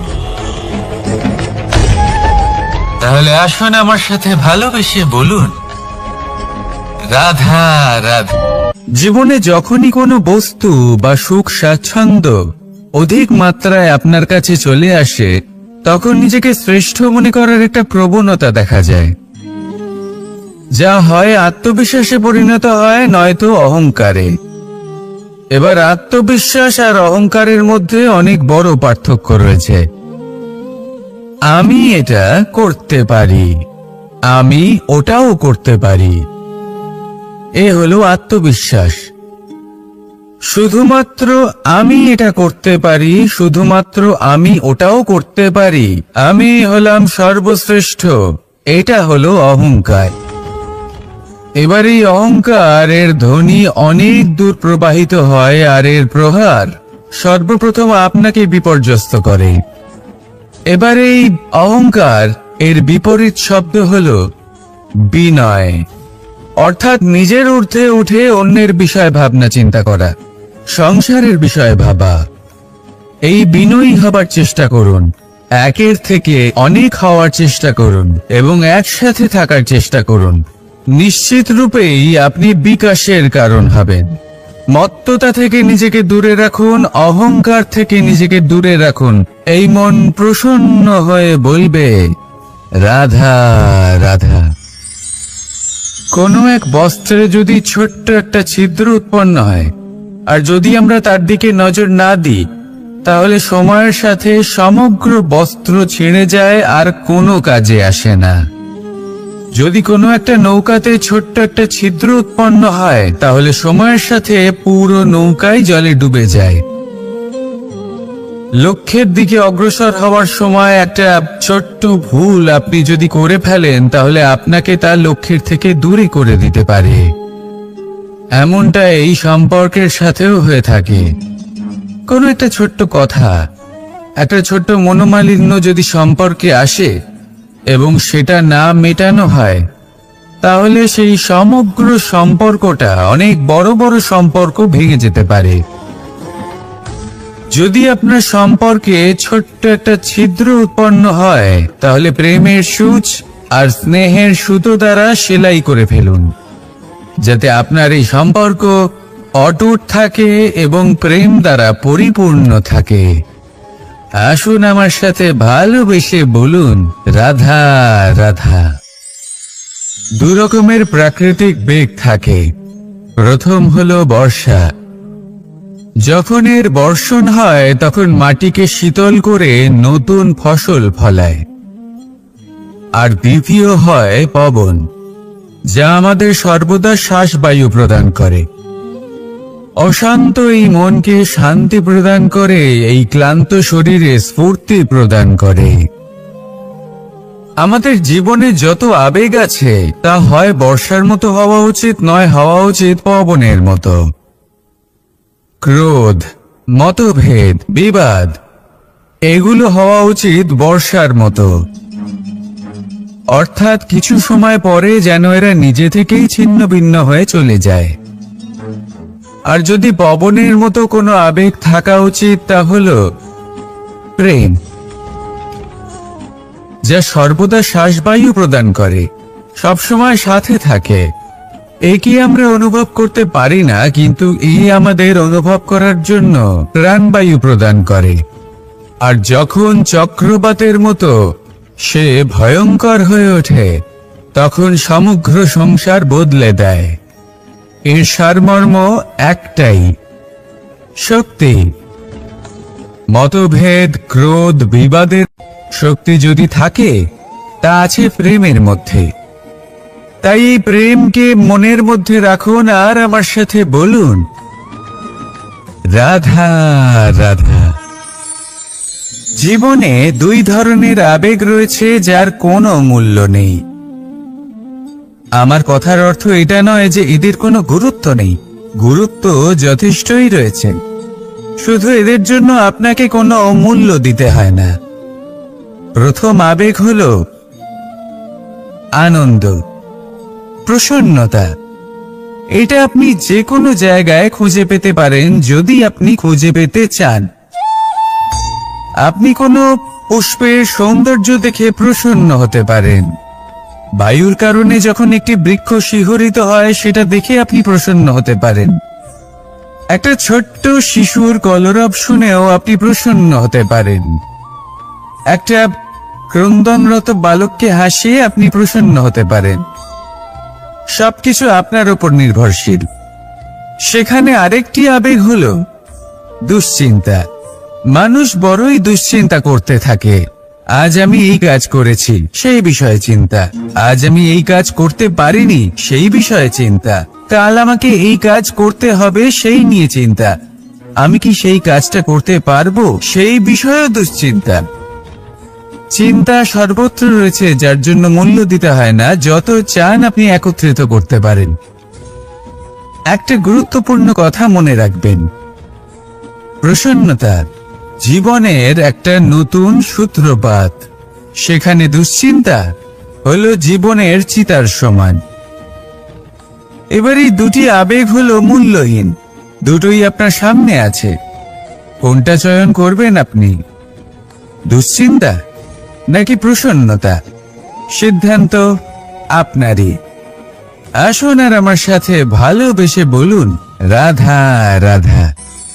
জীবনের প্রত্যেক মুহূর্ত আমাদের কিছু না কিছু শিক্ষা দেয়, নির্ভর করছে আমাদের দৃষ্টিভঙ্গির উপর। যেমন নদী হলো আমার অত্যন্ত প্রিয়। নদীতে ভ্রমণ করতে আমার খুব ভালো লাগে। কি বলেন? নদীতে সবসময় নতুন কিছু থাকে, ও পুরনো কিছুই নিয়ে বসে থাকে না। সব সময় প্রবাহমান, কখনো থামে না। ততক্ষণ থামে না যতক্ষণ না সাগরে গিয়ে সমাহিত হচ্ছে। ঠিক এইভাবেই আমাদেরও উচিত নিজের জীবন অতিবাহিত করা, নদীর মতো। প্রত্যেক মুহূর্ত নতুন, তাই সেইভাবেই জীবন যাপন করুন। পুরনো কিছুই একত্রিত করে রাখবেন না। বিগত স্মৃতির মাঝে নিজেকে হারিয়ে ফেলবেন না। এই যে বর্তমান, এই যে মুহূর্ত, সেটাই হলো সর্বশ্রেষ্ঠ। এর মাঝেই জীবন যাপন করুন। নদীর মতো প্রবাহমান হতে শিখুন। আপনি শিখে গেলে তাহলে মনে রাখবেন, আমার আপনার মাঝে বিচরণ করতে বড়ই ভালো লাগবে। যে ব্যক্তি আনন্দের সাথে জীবনের প্রত্যেকটা মুহূর্ত অতিবাহিত করে কোনো চিন্তা ছাড়াই প্রবাহমান হয়, কখনোই থামে না যতক্ষণ না মুক্তি লাভ করছেন, এমন ব্যক্তির মধ্যেই রাধাকৃষ্ণ বসবাস করেন। তাহলে আসুন আমার সাথে ভালোবেসে বলুন, রাধা রাধা। আপনি অবশ্যই কোনো গাছ দেখে থাকবেন যেখানে অনেক ফল রয়েছে। সেই গাছের ডালগুলি নিজে থেকেই নত হয়ে যায়। কেন? যাতে মানুষ, প্রাণী, এরা সকলে যাতে সেই ফল খুব সহজে গ্রহণ করতে পারেন। এটাই হলো প্রকৃতির শিক্ষা, এটাই হলো প্রকৃতির নিয়ম। মানুষেরও কিছুটা এরকমই হওয়া উচিত। যদি আপনি সাফল্যের চরম সীমায় পৌঁছে যান, অনেক বেশি ধন অর্জন করে ফেলেন, তখন মনে রাখবেন যে আপনি যেন অহংকারী না হয়ে পড়ে। বিনম্র থাকতে হবে। সেই ধনকে ব্যবহার করতে হবে উচিত কাজের জন্য। সেই ধনের দ্বারা সমাজের মঙ্গল করা উচিত। সকল মানুষকে সাহায্য করা উচিত যাদের ধনের অভাব আছে। যদি ধনী হওয়া সত্ত্বেও আপনি ধনের সদ্ব্যবহার এই সমাজের মঙ্গলের জন্য, তার ভালোর জন্য না করেন, যদি আপনি ধন দান না করেন, তাহলে এই ধন অহংকার রূপী বিষে পরিণত হয়ে আপনাকেই নাশ করবে। তাই ফলে ভরা গাছের মতো নত হয়ে থাকুন, বিনম্র হয়ে থাকুন, দান করুন, আর আমার সাথে ভালোবেসে বলুন, রাধা রাধা। জল এ হলো জীবনের আধার, পঞ্চতত্ত্বের মধ্যে একটি, আর অত্যন্ত বিশেষ। এর থেকে অনেক বড় শিক্ষা পাওয়া যায়। এই জল গন্তব্যের বিষয়ে এর স্পষ্ট ধারণা আছে। ও জানে ওর লক্ষ্য কি, আর প্রয়াস করে ততদূর সে পৌঁছেও যায়। এটি পর্বত থেকে বয়ে নিচে নেমে আসে, নদীর সাথে সমাহিত হয়ে তার সাথে বয়ে চলে, চিরসবুজ বনানী গড়ে তোলে, প্রাণীদের তৃষ্ণা নিবারণ করে, সামনে এগিয়ে চলে, মানুষের সাথে মিলিত হয়। যারা একে বাঁধের মধ্যে বেঁধে রাখতে চেষ্টা করে সে বন্দি দশাতেও থেকে যায়, মানুষের কল্যাণ করে। তারপর বাঁধ থেকে মুক্তি পেয়ে এগিয়ে চলে, কোথাও ধাক্কা খায়, কোথাও বাধা পড়ে, কোথাও যদি পথ খুঁজে না পায় তাহলে পথ খুঁজেই নেয়, আর যেখানে পথ থাকে না সেখানে পথ বানিয়ে নেয়, আর শেষ পর্যন্ত নিজের লক্ষ্যে পৌঁছেই যায়, অর্থাৎ সমুদ্রে গিয়ে সমাহিত হয়ে যায়। আমাদেরও কিছুটা এরকমই হয়ে উঠতে হবে। যেখানেই যাবেন সকলের কল্যাণ করুন, সামনে এগোন। আপনি কোথাও পড়ে গেলে, ধাক্কা খেলে আঘাত লাগবেই, উত্থান পতন লেগেই থাকে। সামনে এগোতে থাকুন। কোথাও পথ না পেলে তা খুঁজে নিন, কোথাও পথ না থাকলে তা বানিয়ে নিন। নিজের গন্তব্যের কথা সব সময় মনে রাখুন। শেষ পর্যন্ত নিজের মোক্ষ লাভ আপনি অবশ্যই করবেন। আর আমার সাথে ভালোবেসে বলুন, রাধা রাধা। মানুষ অসুস্থ কেন হন? শারীরিক দুর্বলতার কারণে? না, মানুষ অসুস্থ হন তার মানসিকতার কারণে, তার বিবেকের কারণে, তার কর্মের কারণে, তার ক্রোধের কারণে। আর যখন কেউ সুস্থ হন, ঠিক হয়ে যান, তার মানে এটা নয় যে শুধু ওষুধের জন্য তিনি সুস্থ হয়েছেন। না, এটা কারোর তার প্রতি প্রেমের প্রভাব, বিশ্বাসের প্রভাব, সম্বলের প্রভাব। শুধুমাত্র ওষুধ দিয়ে কিছুই হয় না। যদি মনে প্রেম থাকে, বিবেক থাকে, বিশ্বাস থাকে, সম্বল থাকে, তবেই সেই ওষুধ কাজ করতে পারে। তাই মনে রাখবেন, এই জীবন হলো অত্যন্ত ছোট। মনে প্রেম ভাব রাখুন, মিত্রতা করুন, শত্রুতা নয়, ভালোবাসুন, বিদ্বেষ নয়। আর এই ভালোবাসার সাথেই বলুন, রাধা রাধা। জীবন, এই জীবনের সত্য কি? জন্ম, যেখান থেকে জীবন আরম্ভ হয়, নাকি সমাপ্তি? মৃত্যু, যেখানে জীবন শেষ হয়ে যায়। জীবনের সত্য এটা নয়, সব কিছু এটা নয়। ভালো করে ভেবে দেখলে কিছুই যায় আসে না যে আপনার জন্ম কোথায় হয়েছে, কিভাবে হয়েছে। এতেও কিছু যায় আসে না যে আপনার মৃত্যু কোথায় হবে, কিভাবে হবে। যায় আসে তখন, গুরুত্বপূর্ণ হলো এটাই যে জীবন আপনি যাপন করেছেন তার উদ্দেশ্য কি ছিল, কি ভাবনা নিয়ে আপনি বেঁচেছেন। এখন যদি আপনি এমন কিছু করেন যার দ্বারা এই সংসার আপনার থেকে জীবন যাপনের প্রেরণা পেতে পারে, মৃত্যুর পরেও আপনার কর্ম দেখে তা স্মরণ করে জীবনে বাঁচতে শেখেন, তাহলে তার তাৎপর্য হলো আপনি নিজের কর্মের দ্বারা, নির্বাচনের দ্বারা অমর হয়ে গেছেন। দেখুন, জীবনে দুশ্চিন্তা করা হলো বৃথা, মৃত্যুর ভয়ও হলো বৃথা। কারণ আত্মা কখনো মরে না, তাকে কেউ শেষ করতে পারে না। না কাল, না মৃত্যু, আর না সময়। যদি এমন কিছু থাকে যা আপনার আত্মাকে শেষ করে দিতে পারে, তাহলে তা আপনারই নিজের দুষ্কর্ম। তাই এই যে জীবনকাল আপনার কাছে রয়েছে, তাতে শুধু শুভ কর্ম করুন, দুশ্চিন্তা করা ত্যাগ করুন। এমন কর্ম করুন যা দেখে সংসার উচিত পথে চলে আসবে, শুভ কর্ম করবে। যদি আপনার মৃত্যুর পরে সংসার আপনাকে স্মরণ করে শিক্ষা লাভ করে, উচিত পথে চলে, প্রেরিত হয়, তাহলে আপনিও অমর হয়ে যাবেন। আসুন আমার সাথে ভালোবেসে বলুন, রাধা রাধা। কথায় আছে, যা কিছু অন্তর থেকে নিঃসৃত হয় তা অশুভ হয় না। অশুভ হলো সেই বোধ, সেই ইচ্ছে যা অন্তর থেকে নিঃসৃত হলেও কখনোই বিবেকের দ্বারা পরখ করা হয় না। এমনই একটা অনুভূতি হলো ক্রোধ। এই ক্রোধ আপনার বিবেকই হরণ করে নেয়, আপনার করুণা হরণ করে নেয়। আপনি ভাবনা চিন্তা করার যোগ্যতাই হারিয়ে ফেলেন। এবার যদি আপনি সংসারকে নিয়ন্ত্রণ করতে চান, ভবিষ্যতের উপর নিয়ন্ত্রণ রাখতে চান, বর্তমানের উপর নিয়ন্ত্রণ রাখতে চান, তাহলে প্রথমে নিজের ক্রোধের উপর নিয়ন্ত্রণ করা শিখতে হবে। কারণ এই ক্রোধ আপনার বন্ধু নয়, এ আপনার শক্তি নয়, এ হলো আপনার দুর্বলতা। আর এটা শত্রুর শক্তি বাড়িয়ে তোলে, আর শেষ পর্যন্ত ক্ষতি আপনারই হয়। তাই এই ক্রোধকে নিজের নিয়ন্ত্রণে রাখুন। অশুভ মন্তব্য আপনা থেকেই অসফল হয়ে যাবে।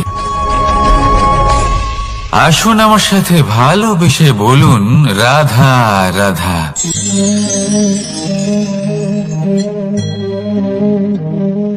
প্রশান্তি জড়িত নিদ্রা মানুষের জীবনের একটা অত্যন্ত গুরুত্বপূর্ণ সুখ এবং প্রয়োজনীয়তাও। দেখতে গেলে এই সংসারের প্রত্যেক পশু পাখি, প্রত্যেক জীব অবশ্যই নিদ্রা প্রাপ্ত করেন, কিন্তু মানুষ, যার মধ্যে বিচার বিবেচনা করার শক্তি অন্যদের থেকে অনেক বেশি, তার কিন্তু ঘুমের কিছু সমস্যা অবশ্যই হয়। কি বলেন? তাই তো। এবার এর কারণ কি? চিন্তা। এবার চিন্তা আমাদের সবার জীবনে আছে। আমরা সকলে জানি যে চিন্তা কখনো আমাদের সাহায্য করে না, তাও আমাদের জীবনে আছে। কেন? চিন্তার মাধ্যমে কি কখনো কোনো সমস্যার সমাধান হয়েছে? অর্থের চিন্তা করলে কি অর্থ লাভ হয়? ভবিষ্যতের চিন্তা করলে কি ভবিষ্যৎ ঠিক হয়ে যায়? স্বাস্থ্যের চিন্তা করলে কি স্বাস্থ্য নিজে থেকেই ঠিক হয়? হয় না। তাহলে এই সব কিছু থেকে আমাদের একটা ছোট্ট শিক্ষা অবশ্যই লাভ করা উচিত। আপনিও আপনার কাঁধ থেকে চিন্তার এই বোঝা নামিয়ে ফেলুন। আর ইচ্ছে, এই সব ইচ্ছে একত্রিত হয়ে আমাদের মনে চিন্তা উৎপন্ন করে। তাই এই চিন্তাগুলিকে ত্যাগ করুন। প্রকৃতির প্রেমের উপর বিশ্বাস রাখুন। মনে রাখবেন, যিনি চিন্তা মুক্ত হবেন তিনি চিতা মুক্ত হবেন।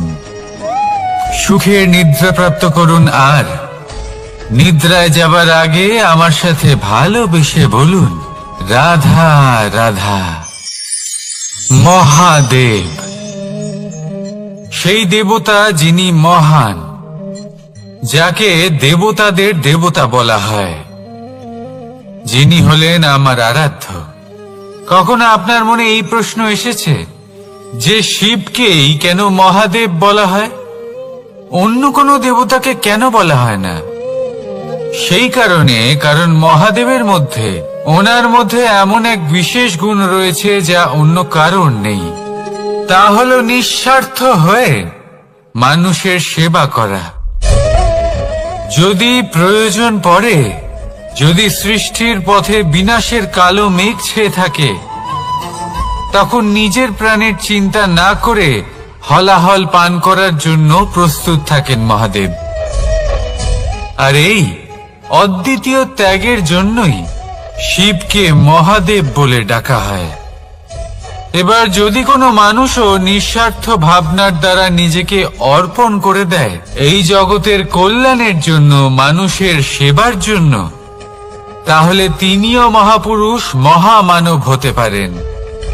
যদি কেউ অভুক্ত থাকেন, তাহলে নিজের থালা থেকে অর্ধেক খাবার তাকে দিয়ে দিন। যদি কেউ অসুস্থ হন, তাহলে তাকে সেবা করার, চিকিৎসা করার চেষ্টা করুন। এই জীবন শুধু নিজের জন্য নয়, অন্যদের প্রতি, সমস্ত সংসারের প্রতি উৎসর্গ করুন। যদি এইসব মানুষ শিখে যান, তাহলে তিনি মহাদেবের পথে অগ্রসর হতে পারেন। যদি মানুষ নিঃস্বার্থ ভাবনার দ্বারা এই সংসারের সেবা করতে শিখে যান, তাহলে তিনি নিশ্চিত রূপে মহামানব অবশ্যই হতে পারবেন। আসুন আমার সাথে ভালোবেসে বলুন, রাধা রাধা। স্বর্ণ, হীরে, মুক্ত, মানিক, এই সব কিছুকে আগে পাথর বলা হতো। তাহলে এমন কি হলো যে এদের রত্ন বলা হয়? আর রত্ন তা বাস্তবে আসলে কি? এটা হলো সেই পাথর যাকে আগে আগুনের তাপ সহ্য করতে হয়েছে, পরখ করা হয়েছে, যাচাই করা হয়েছে, এদের কাটার চেষ্টা করা হয়েছে, কিন্তু তারা কখনোই নষ্ট হয়নি, বরং তারা আরো উদ্ভাসিত হয়েছে, আরো উজ্জ্বল হয়েছে, এই সংসারে আরো প্রকাশ ছড়িয়ে দিয়েছে। সেই জন্য এরা হলো এত অমূল্য, সেই জন্য এরা হলো বহুমূল্য, সেই জন্য এদের রত্ন বলা হয়।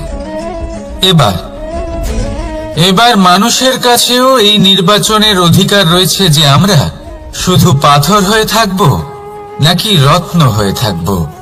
কিভাবে? আমাদের জীবনেও অনেক সমস্যা রয়েছে, বাধা আছে, বিপত্তি আছে। আমরা সেই বাধার তাপে উত্তপ্ত হই, এই সমস্যা আমাদের কাটার চেষ্টা করে।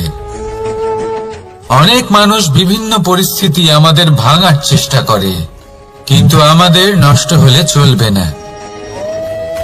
যেভাবে এই রত্ন সমস্যার সম্মুখীন হয়ে পাথর থেকে রত্ন হয়েছে, সেইভাবেই আমাদেরও আমাদের সমস্যার সম্মুখীন হয়ে রত্ন হয়ে উঠতে হবে। এই সংসারে প্রকাশের স্রোত হয়ে উঠতে হবে। তাহলে এটাই করুন আর আমার সাথে ভালোবেসে বলুন, রাধা রাধা।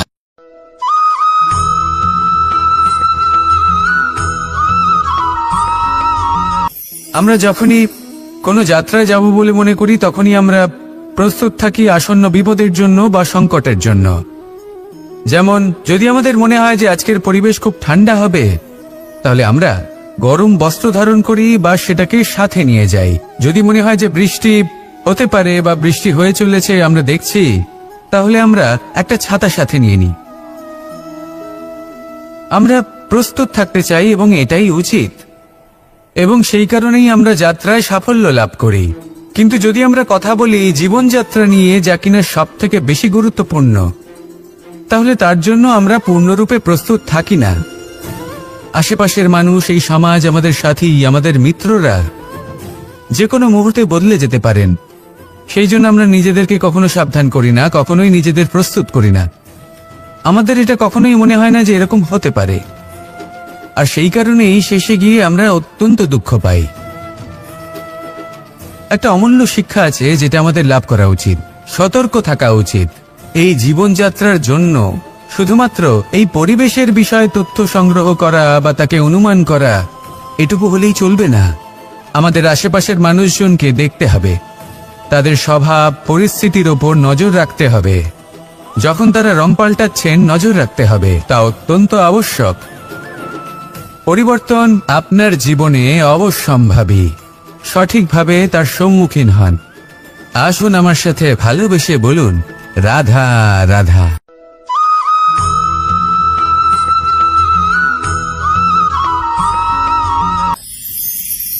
ঈশ্বর আসলে কে? সংসারের বেশিরভাগ মানুষের কাছে ঈশ্বর হলেন এই সংসারের রচয়িতা, পালনকর্তা। কারোর কাছে উনি জ্ঞাতা, কারোর কাছে উনি হলেন আস্থার প্রতীক, আবার কারোর জন্য শুধুমাত্র অন্ধ বিশ্বাস। কিন্তু এই ঈশ্বর কি কোনো শরীর, নাকি একটা বোধ, নাকি শুধুই শ্রদ্ধা? ঈশ্বর হলেন তিনি যিনি হলেন আপনার ইষ্ট। সেই জন্যই তো গুরু, মাতা, পিতা এনাদেরও ঈশ্বরই বলা হয়েছে। যাদেরকে আমরা ঈশ্বর বলে মনে করি, যারা আমাদের ইষ্ট, তারা আমাদের একটি পথ দেখান, একটি দিকে চালিত করেন। সেই পথে চলে আপনি শুভ কর্ম করতে পারেন। আর যখন কোনো ব্যক্তি তার ঈশ্বরের আদেশ পালন করেন, তখন সে নিজে থেকেই শুভ পথে অগ্রসর হয়ে যান। বেশ কয়েকজন মানুষ ঈশ্বরের ওপর আস্থা রাখেন এবং ভাবেন যে অনুচিত কোনো কাজ করা উচিত নয়, ঈশ্বর দেখছেন। ওনারা ভয় পান যে কোনো অনুচিত কর্ম করলে কে জানে তার পরিণাম কি হবে। এমন অনেক ব্যক্তি রয়েছেন যারা ঈশ্বরকে বিশ্বাস করেন এবং জানেন যে ঈশ্বর তাদেরকে দেখছেন, তাই যে যে শুভকর্ম ওনারা করেছেন তার ফল তারা অবশ্যই পাবেন। এবার আপনি ভয় পেয়ে ঈশ্বরকে বিশ্বাস করবেন নাকি বিশ্বাসের দ্বারা ঈশ্বরকে বিশ্বাস করবেন, সেই সিদ্ধান্ত আপনারই। কিন্তু হ্যাঁ, যদি আপনার মনে ঈশ্বরের জন্য কোনো স্থান থাকে, যদি আপনার কোনো ইষ্ট থাকেন, যদি আপনি কাউকে ঈশ্বর মনে করেন, যার প্রত্যেক আদেশ আপনি পালন করে থাকেন, তাহলে বলি ঈশ্বর কখনো আপনাকে অনুচিত পথে চালিত করবেন না। আসুন আমার সাথে ভালোবেসে বলুন, রাধা রাধা।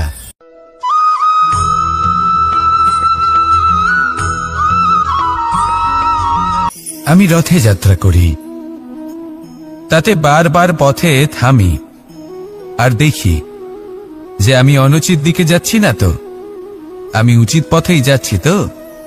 কারণটা কি? কারণ হলো যাতে আমি পথভ্রষ্ট না হয়ে যাই।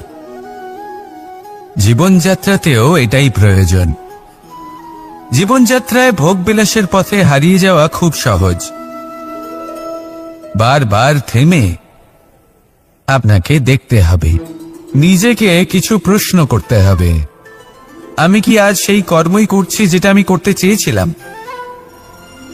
আমি কি আজ সেই জীবন যাপন করছি যেমন আমি যাপন করতে চেয়েছিলাম?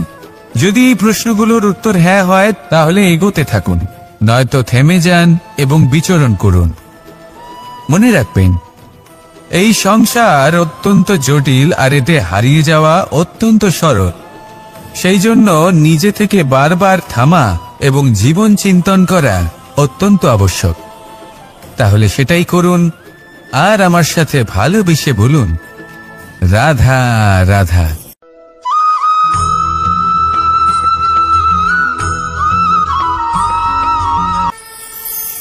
কথায় আছে যে স্বপ্ন এবং লক্ষ্য হলো একটি মুদ্রারই দুটি দিক। যতক্ষণ না স্বপ্ন দেখছেন ততক্ষণ বুঝবেন কি করে আপনার লক্ষ্য কি?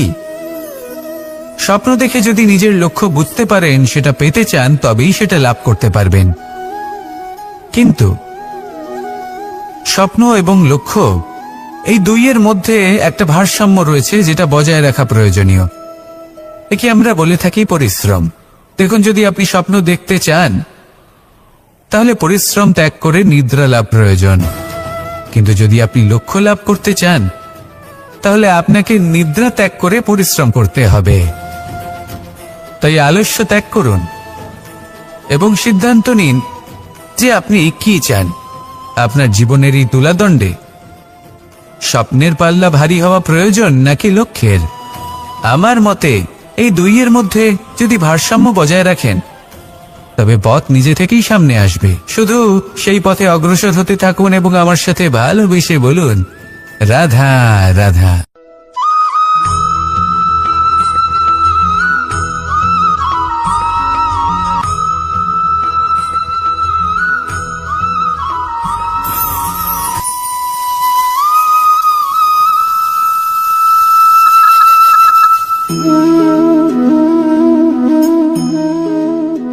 মোহনের বাঁশির এই সুর, এই সঙ্গীত কার না পছন্দ হয়?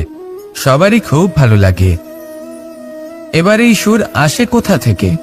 কেউ বলবেন কৃষ্ণের হৃদয় থেকে।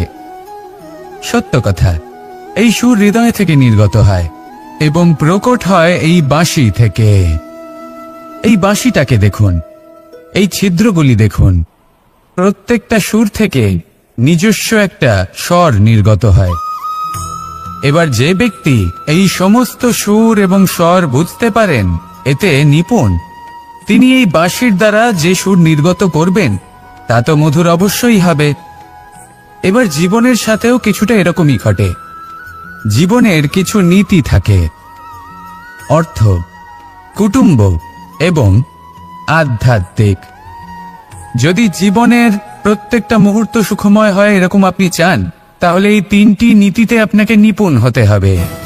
কোনো একটি বিশেষ নীতির প্রতি যদি আপনি বেশি ঝুঁকে পড়েন, তাহলে বাকি দুই নীতি থেকে যা সুখ লাভ করা সম্ভব তা পারবেন না।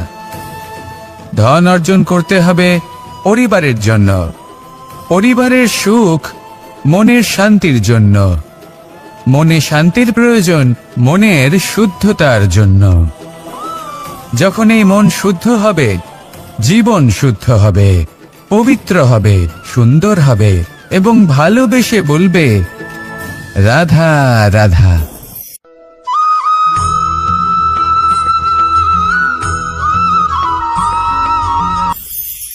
আপনারা সবাই একটা গাছের পাতাকে দেখুন। যতক্ষণ পর্যন্ত ও গাছের সাথে মানে গাছের ডালের সাথে জুড়ে থাকে সে সবুজ থাকে, বাতাসের সাথে সে নড়তে থাকে।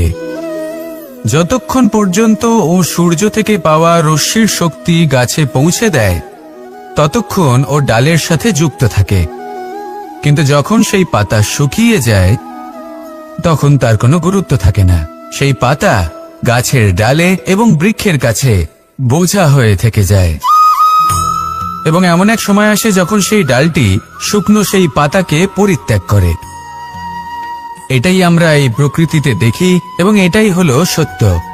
আর এটাই আমাদের জীবনে খুব বড় একটা শিক্ষা। যদি আপনিও নিজের জীবনে নিজের আপনজনদের কাছে বোঝা স্বরূপ হয়ে দাঁড়ান, তাহলে তারা আপনাকে যতই ভালোবাসুক না কেন, ওনারা যদি নাও চান তাহলেও এমন এক দিন আসবে যখন আপনার আপনজন আপনাকে পরিত্যাগ করবে।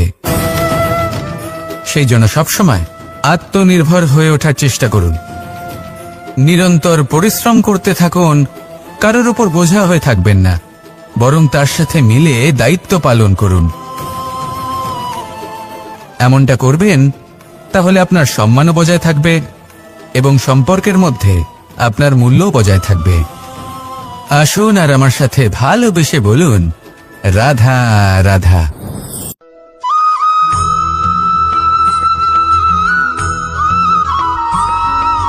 এই শুকনো পাতাটিকে দেখুন, নিষ্প্রাণ হয়ে পড়েছে। কোনো একটা সময় এই পাতাটি একটা গাছের ডালে ছিল। সেই গাছ ওর লালন পালন করত। যখন যখন বাতাস বইত এই পাতায় কম্পন দেখা দিত, মনকে প্রফুল্ল করে তুলত। কোনো একদিন এই পাতা গাছের ডাল থেকে ঝরে পড়ে গেল। নিঃসন্দেহে ও নিজের স্বাধীনতা পেল, কিন্তু আস্তে আস্তে শুকিয়ে গেল, নিষ্প্রাণ হয়ে গেল। দেখুন, আমি এই কথা বলছি না যে স্বাধীনতা অনুচিত, কখনোই না। কিন্তু যে কোনো পরিস্থিতিতে স্বাধীন হতে চাওয়া এটা নিশ্চিতরূপে অনুচিত। আমরা যদি আমাদের জীবনে পরিবারের গুরুত্ব ভেবে দেখি, তাহলে এই পরিবারে যতই মতভেদ থাকুক না কেন, যতই মনোমালিন্য থাকুক না কেন, যতই বিবাদ থাকুক না কেন, এই সব মিটিয়ে নেওয়া অত্যন্ত প্রয়োজনীয়। সেই সবকিছু সমাপ্ত করা অত্যন্ত প্রয়োজনীয়। কখনো এই পরিবারকে ভাঙতে দেবেন না, কখনো এই পরিবার থেকে দূরে চলে যাবেন না। এই পরিবার হলো আমাদের জীবনের একটা অমূল্য সম্পদ, অমূল্য এক আশ্রয়, যা এই সংসারে হয়তো কোথাও আপনি পাবেন না। তাই একে আগলে রাখুন। ভেবে নিন আপনি পাতা আর আপনার পরিবার সেই গাছ। আসুন আমার সাথে ভালোবেসে বলুন রাধা রাধা।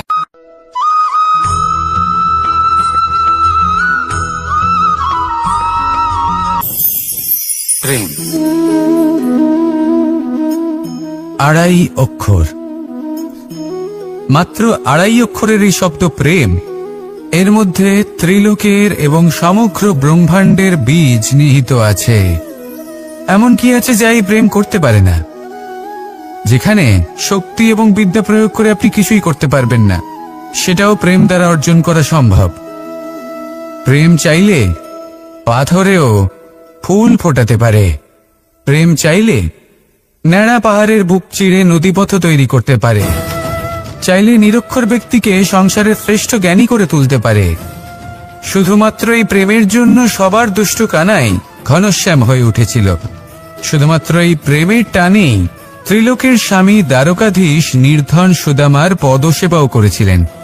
এই প্রেম হলো সংসারের সবথেকে বড় শক্তি। এই সংসারের আধার হলো প্রেম। এমন কিচ্ছু নেই যা এই প্রেমের পক্ষে সম্ভব নয়।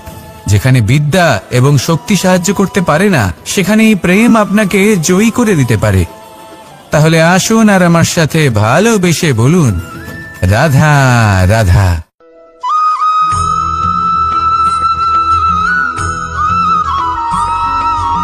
দীপাবলি আমাদের সবথেকে বড় উৎসব। শ্রীরাম রাবণকে পরাস্ত করে 14 বছরের বনবাস কাটিয়ে আবার অযোধ্যায় ফিরে এলেন অমাবস্যার রাত্রে। অযোধ্যায় সবাই খুব প্রসন্ন ছিলেন, খুবই উৎসাহিত ছিলেন। অযোধ্যায় সহস্র প্রদীপ প্রজ্বলিত করা হয়েছিল এই উৎসবে। একে আমরা দীপাবলি বলে থাকি। এবার এই বিষয়ে আমরা সকলে জানি। আপনি কি এটা জানেন যে শ্রীরাম বাস্তবে অমাবস্যার এক রাত আগেই অযোধ্যায় পৌঁছে গেছিলেন? সবার সামনে অমাবস্যার রাতে এসেছিলেন। এর কারণ কি? শ্রীরাম প্রমাণ করতে চেয়েছিলেন যে যে কোনো সময়, দিন হোক বা রাত, শুভ বা অশুভ হয় না। শুভ অশুভ কিছু থাকলে তা হলো মানুষের চিন্তা, তার ভাবনা, তার নির্বাচন আর তার কর্ম। নিজেই দেখে নিন। শ্রীরাম অর্থে দীপাবলি বলা যেতে পারে। তাহলে নিজের পরিবারের সাথে দীপাবলি পালন করুন। আপনাদের শুভেচ্ছা জানাই। আসুন আর আমার সাথে ভালোবেসে বলুন, রাধা রাধা।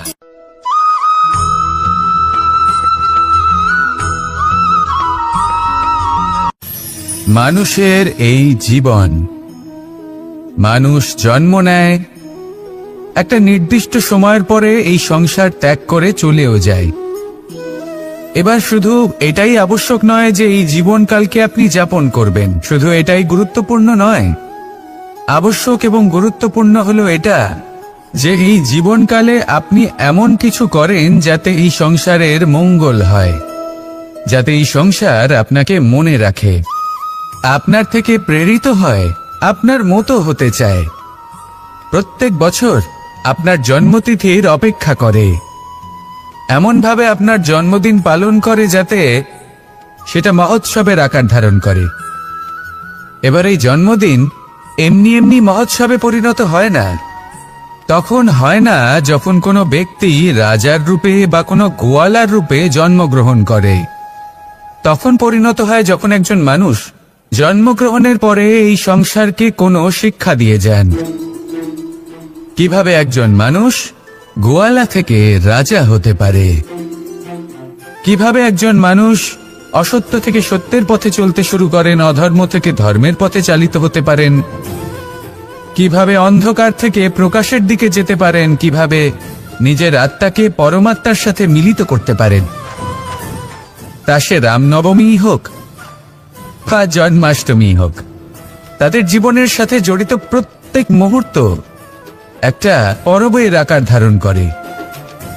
তাহলে আপনিও এইভাবে নিজের জীবন যাপন করতে থাকুন। এই সংসারে শুধু ভালোবাসা বিতরণ করুন, কিছুটা এমন ভাবে বিতরণ করুন যাতে আপনি এই সংসার থেকে চলে যাওয়ার পরেও এই সংসারে আপনি শুধুই ভালোবাসা বিতরণ করতে পারেন। যদি আপনি এরকম করেন, সংসারকে প্রেরণা দেন, তাহলে আপনার জীবনও রাধা কৃষ্ণের প্রেমের মতোই অলৌকিক এবং দৈব হয়ে উঠবে। আসুন আর আমার সাথে ভালোবেসে বলুন, রাধা রাধা।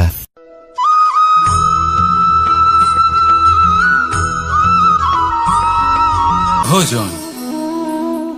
এই সংসারে যেই হোক না কেন, কোনো মানুষ হোক, কোনো প্রাণী হোক, কোনো কীট হোক বা কোনো বনস্পতি হোক, প্রত্যেকের জন্য ভোজন অতি আবশ্যক। কারণ ভোজন থেকেই শক্তি পাওয়া যায়, আর সেই শক্তি দিয়েই সংসারের, আমাদের জীবনের সমস্ত কার্য করা যায়। এবার এমন এক ধরনের শক্তি হয় যা শীতের ঋতুতে সূর্য থেকে আমরা পেয়ে থাকি, আর আরেক ধরনের উত্তাপ হয় যা দিয়ে ভোজন রান্না করা হয়, সুস্বাদু নানান ধরনের ভোজন।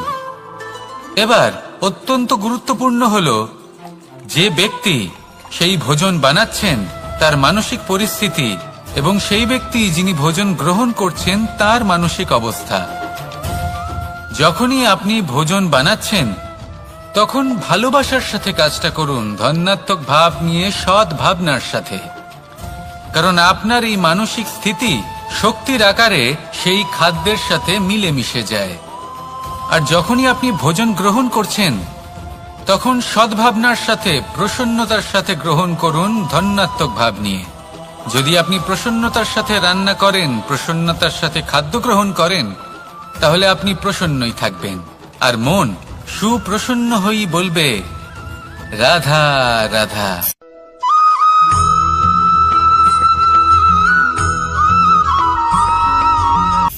কথায় আছে সংসারে নাকি সকল রোগের ওষুধ আছে। যদি আপনি নিজের শরীরকে ভালোবাসেন তাহলে ব্যায়াম করুন। যদি নিজের নিঃশ্বাস